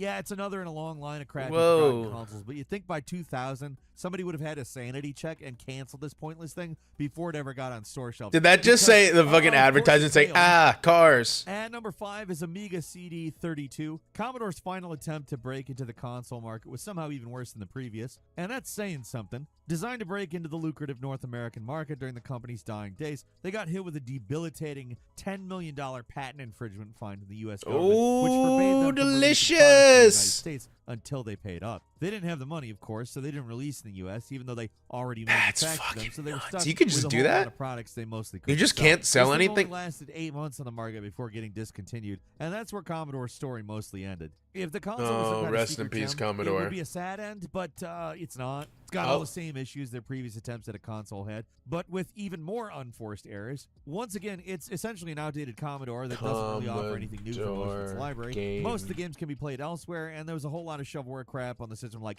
Kang Fu and the incredibly bad Akira movie adaptation game, which has Commodore went defunct in 1994. Tetsu Fights. Fucking 40 giant years teddy ago. bears. No, Giant 30 teddy years bears. ago. At number 4 is the Tiger Gizmondo. This awkward little novelty is honestly a lot less interesting than Tyler the Husbando? its creation, but make no mistake, that doesn't mean it's good. The form factor I have a is gray. small and awkward to use as an actual game system. The top buttons are weird and dig into your Ugh. fingers. It is The like an directional pad is spongy. off-brand Nothing feels good about using Game it. Boy. Only 14 games ever came out for it. They were all launch titles. Nothing else was ever made for it. It only managed to sell around 25,000 units and was an all-around failure. The screen, at least, was all right, and the games looked okay for 2005 standards, but the whole thing backlit. ended up being a big pile of Not nothing. too shabby. Well, okay, it was ahead of its time in one way. There were two models, an expensive one that Oh. cost $400 or a $229 model. $400, Yes, man. it would cut to ads while you're playing the device. Oh my God! It was ahead of its time. I don't know, but either way, I don't like it. The Gizmondo. Holy shit! They knew what they were doing. Behind the whole project. I'm surprised it took this long to get there. Mob affiliate. Waiting for fucking Grand Theft Auto 6 to be like mid mid-campaign and be like, want to break from the ads? Pretty nuts. Buy the collector's edition to get ad-free video game experience. And 1 count of illegal gun Yeah, possession. I shouldn't be too spending loud. They might 3 do that. years in U.S. jail, which then he was deported to Sweden, where he faced even more charges, including aggravated assault and drug possession. Wild stuff. At number 3, the Action Max. Dale This Earnhardt, do it for 1987 Dale. console Yee-hoo! really stretches the definition of what counts as a video Look at that game. fucking It's a light gun. game console, and all you get is a toy gun. If you want to play the games, you need a VHS player. Because seriously, all the games for this thing are just tapes. So it's not What? really a light gun game. Nothing on the screen actually reacts to what you're doing. You might as well be doing finger guns on What? a computer screen because that's What the only slightly fuck? less interactive than what the Action Max offers. It had 5 VHS tapes released for it, died a quick death because what's the point? I guess you get a score, but it doesn't even show up on the screen. It appears on the TV-mounted score signal. So seriously, all you're doing is watching a VHS. That's the game. And number 2 is the LJN Video Art. It's a console with 1 game, a terrible paint program that doesn't even have a tablet interface. You have to use a joystick to draw. Oh, And Lord. oof, that is not good. It only had 16 colors, and putting in a cartridge into the slot made the picture appear that you could edit using some of the worst controls imaginable. That's it. It is a basic and ugly paint program with 16 colors. Yes, 16 colors. The Wow, pre-programmed revolutionary. images Why don't you look just amateurish. buy a I'm fucking pretty sure a child could box draw something of better than this. yeah, And just the digital buy a program, box of completely crayons. worthless, not fun to use, serves no function. $90. And finally, at number 1, it's the R Zone. And I've already made an R-Zone. R-word joke once in this video, but it's been long enough since I did that. Guys, step into the R Zone. If you grew up in the 90s, then you remember all those cheap Tiger Electronics games and Ooh, being able to say I the do R remember word. those. The Tiger Electronics games, I mean, sucked pretty hard. They were basically unplayable with nonsense controls, Ruh-roh, inexplicable Raggy. rules, and indecipherable artwork, but they were everywhere. All the kids had them because they were real cheap. Now, imagine one of those things combined with the Virtual Boy, and you have the worst handheld console of all time. Look at it. It's literally one of those Tiger handhelds, but red and projected on a piece of glass in front of your eye. There's no actual graphics on it. It's all just a single image, and certain parts light up to give the impression of movement What or action. the fuck? Nobody's falling. What for it, was though. with the It's obsession in the usually just a massive 90s of black just box like, twitching what if you had a above the video screen? game, but we Now just imagine made it that, all only fucking it's red? projected on some clear plastic, and you can only see it. See it might be a bit of an exaggeration too, but you can only see it with one eye. In a technical sense, it's not even a video console. There's no video signals generated here. But what the you're hell? fucking Wikipedia doodling in says front of it my counts, eye so that's good socket. enough for me. Tiger Oh, he Electronics got is fucking about as Thanos primitive snapped. as video games can get, and the R Zone somehow found a way to make it worse. That's all for today. Leave us a comment. Let us know what you think. Yay, thank you, sir. Appreciate your input. I appreciate your input. We'll do one more video. What was that you wanted? Barco wanted the JonTron, what was that? JonTron, Soulja Boy. One more video. The JonTron Soulja Boy video. He must stream later. Just before we start this video, I wanna No, make a you. quick side note. Motherfucker. I have to go tomorrow Motherfucker. morning to Florida, Motherfucker. to a sort of event, and I needed. I'll be back tomorrow. Don't you worry. Go in about 9 hours to the airport. Like how Knives is like, he can't go anywhere. He can't go anywhere. Like, she's not the first person I message as soon as I end stream. I feel like it's going to be a bit. Be risky at to school. walk into a store and ask someone to take that off. Cringe. So I'm kind of Cringe. Maybe I'll just wear that to the party, up to the top of the event. I don't know if it'll be for the right reason though. So anyways, let's get to the real point of this video. There's a new entrepreneur in town. Move over, Elon Musk. Yeah. There's a new seat at the head of the You Silicon hold Len Valley hostage. table, It's true. and it belongs Let to me out. one Soulja Boy. Let me out. I'm not kidding. So Soulja Boy, he's dipping his toes into tech. Who would have known? And he's starting out by entering the games console industry. She won't tell you to kill myself. She'll tell me to kill myself right now. Is releasing a gaming console with 800 games on it. How many games does your console come with, Shigeru? You don't Back even put beast. Mario Brothers Back on beast. that. Soulja Boy's got 800 on his. And probably half of them are yours. True. So anyways, Soulja Boy. You Trying to may break the remember habit. him from the Soulja Boy dance video, or, Is that why you said it like such 6 times today? famously profound Twitter quotes 6 or 7 as, times today? In this world, you either crank that Soulja Boy. Dude, he's fucking cranking This it. person that purchased my console, you just brought tears to my eyes. Did I? Tears Nah, of you did. joy. Nah, you did. What? You did. What is this? Am I reading a Stephen King novel or a Soulja Boy tweet? That was a hell of a twist. Thank you so much for your support. I promise to continue my tech company and evolve it in the gaming world. I'm just a kid with a dream. Aww. He's just a boy with a dream. I mean, granted, it's a big dream. I really want that sweater, actually, though. Like, I really want the ugly Christmas sweater that's just a brand of beer. I actually really want that. If someone could link me to one that's like a Corona, not a Corona, a Coors Banquet one, that'd be pretty epic. We'll add it to the throne. In tech or I would wear that all the finance, time. But he's just a boy with a dream. Cut him some slack. The way he's playing it is that this is actually his own product, but you will find that Is this still up? Is this there's website still something up? I kind of want to look. Amazon for half the price. And I should mention, by the way, that it's already half the price on his website on launch day. That's how you know you're getting a good product. I could sell you this for its retail price right away, but for you, anything. Slash that. Half the price. The website's still up. This new NVIDIA RTX 2070, that's literally worth $700. Slash that price just for you. I mean, who does he think he's fooling? Like, I've seen celebrity scams before. It's the Game Box Plus. The Soulja Game Box. The FBI. $120. This is very illegal. I mean, this one here, it just shows Super Smash Brothers Ultimate. Get ready to duke it out on Soulja Boy's new revolutionary device. Super Smash Brothers Ultimate is now available for purchase on the Plans Soulja and Game pricing? handheld gaming console. I could.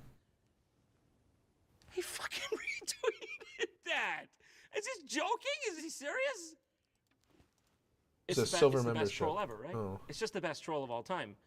A troll's so good, it takes your money. Well, if this is all you got to do to join an industry these days, I'll tell you what, I'll be the biggest entrepreneur there is. I make fridges. I make fire extinguishers. I make thermostats. I make crystals. Oh, he only has one console right now, and it's just the Soulja Game Box. I made the Danish. I made you the could Danish. say that it was a joke or something, but I purchased it. I purchased it right here on SouljaWatch.com. I bought the Soulja Game and the Soulja Game handheld. Listen, we can razz the whole thing all we want. We can take Soulja Boy to a class action lawsuit. Uh-oh. But you can't sneeze at the features you're getting. All right? You can build in 3,000 plus games. You can even download support. I don't know what you do once you download it, but you can. I can download support. Chip, baby. All right? This chip does not come loose in the packaging. That's soldered right in. Soldier Boy did it for you himself. He's just that kind of guy. All right? What a sweet man Soldier Boy is. So generous. So kind. You got your hand rope hole? It supports converting to TV. Listen, guys, I know you don't get it, but when you're trying to get into the tech world, you got to break a couple eggs to make an omelet, all right? You got a guy like Steve Jobs up there. He gets on stage, he says... How did Steve Jobs get away with wearing that fuck-ass fit? He had all the money in the world, and he's like, nah, I'm still gonna rock the fucking... I never thought to combine those things. The fucking Just Nike like I never techs. thought to combine an audio jack into RCA cables, at least I think. In fact, it may just be an RCA jack that disappears into nowhere, sort of like my money. Heard about when people bought it, the console itself weighs less than the controllers? No shot. I mean, they were just emulators, weren't they? RMVB. We're talking MKV. Etc. By the way, just curious, what about a MP4, MOV? Hell, I'll take a JPEG, Soldier, my boy. Guys, come on. Soldier, my boy. Get real. Does your Xbox One run at game speed 1-to-1 output? Yes. Didn't think so. I did. I bought It the doesn't. handheld. You can now buy the LEN box. Why didn't he just call it the Soldier Boy? I mean, for God's sake, he's already selling a Chinese console you can buy on Amazon, and he didn't even fucking call it the Soldier Boy! This is what you're getting, all right? You picking up what I'm putting down? Let me show you what's on there. You violated the law. So I can't show you these. I'm a little too nervous to break the law, unlike Soldier Boy. But yes, it is just a console with a bunch of ROMs on it. And yes, it does run at exactly half the horsepower of a Super Nintendo. And it's just one I got off Amazon.com, but the pictures are exactly the same. So I'm fairly certain. I wonder if this new Soldier box, that's only $120 on Soldier Boy's web shop right now. I wonder if that is also just a rebranded Amazon I'll let you know if his version ripoff. If it ever shows up. It's but not. I doubt it will, because as of today, before my consoles have even shipped, he's actually updated his stock and added 2 more consoles. Whoa. The Soldier Game Fuse on sale for a clean $399 USD. Oh, $700. On Sonic the Hedgehog 2. Make sure to look out for that one. And the Soldier Boy Mini on sale for $69.99. Well, would you look at that? The man listened to popular demand. He didn't pull down any of his illegal stuff, but he added more. Yeah, that's what you gotta do. Double down, baby. Double down. Name of the old one. Move over, Bill Gates. Move over, Jeff Bezos. Move over, Tim Cook. You guys are out of business, okay? What does it take you, like 1 year minimum to crank out a new device? Soldier Boy? Clip, clip, clip, clip, clip, clip, Fire clip. play Neo Geo at 3 frames a second with intermittent crashes? Didn't think so, idiot. Didn't think so, idiot. I got the console too, by the way, just in case you're curious. It's basically the same thing, except... It looks like a fucking Wii. Even slower. Except it doesn't So by the way, it's been have about any of the fun of a since Wii. he released this, and Or any of the legality, I'd it's imagine. Soldier Boy has reportedly been contacted by Nintendo. Uh-oh, Spaghetti-O. Against the rapper. In the letter that was sent to Soldier Boy, Nintendo's team suggested that selling the game may violate the Trademark Counterfeiting Act, and that if it can be proved that he violated the law, Soldier Boy may be subject to substantial prison time. How'd you end up in this shithole? Serial murder? And you? Sold Soldier Game handheld boy? Online for $89.99 on sale? I guess I'll just accept that Christmas is ruined. Can't believe you would do this to me, Soldier Boy, whatever your real name is. And I'll never get my $279.85 L. Soldieron James. No. Soldieron James. It's amazing. Uh-oh. John Tron will tell you, don't go ordering from SoldierWatch.com, because honestly, you can get that for like half the price on Amazon. Not that you should, because I'm pretty sure what he's selling is Soldier legal. Watch still I'm exists? I'm not trying to implicate you. Watch me play or watch me don't, depending on if they ever deliver it. Playing ROMs, but honestly, The knock. game. Why they not call the Soldier Boy? Million people's dreams destroyed. Literally can't believe they possibly overlooked that. Game Gear, Game Boy, NES. Gotta say, I'm not impressed. Pretty sure my calculator can play Mario less lucky than this. 1-to-1 output my foot. Possibly facing real jail time. It's not libel, I'm just saying Nintendo has sued for less. It's true. Nintendo is a bit goofy. I wouldn't have done it, but you're just a boy with a dream, and I get that. I've been a boy with a dream. I just did it through legal channels. All right, man. See you later. God bless. Soldier Boy for life. Yay.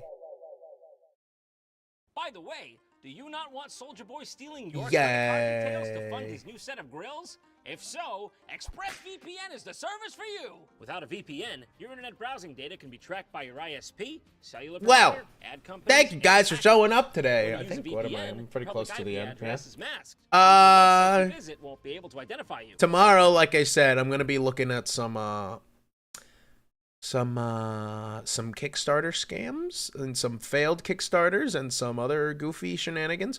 Thursday, some Defunct Land. Friday, still undecided. And then Saturday is the punishment wheel. You laugh, you lose. So best get your punishments ready. Get your punishments ready, okay? Okay?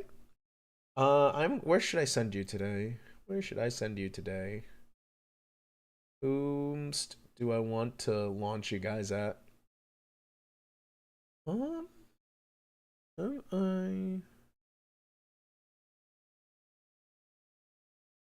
Say Komari. Yeah, you know what? Let's go Mari. Let's go Mari. All right, I'm going to raid you guys into Mari. Tell her I said hi. Someone quick, come up with a raid message. Someone come up with a raid message now. Raid message now.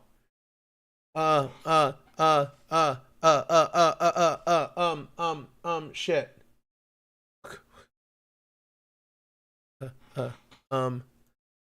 Shit. Hold on. Let me type it out real quick.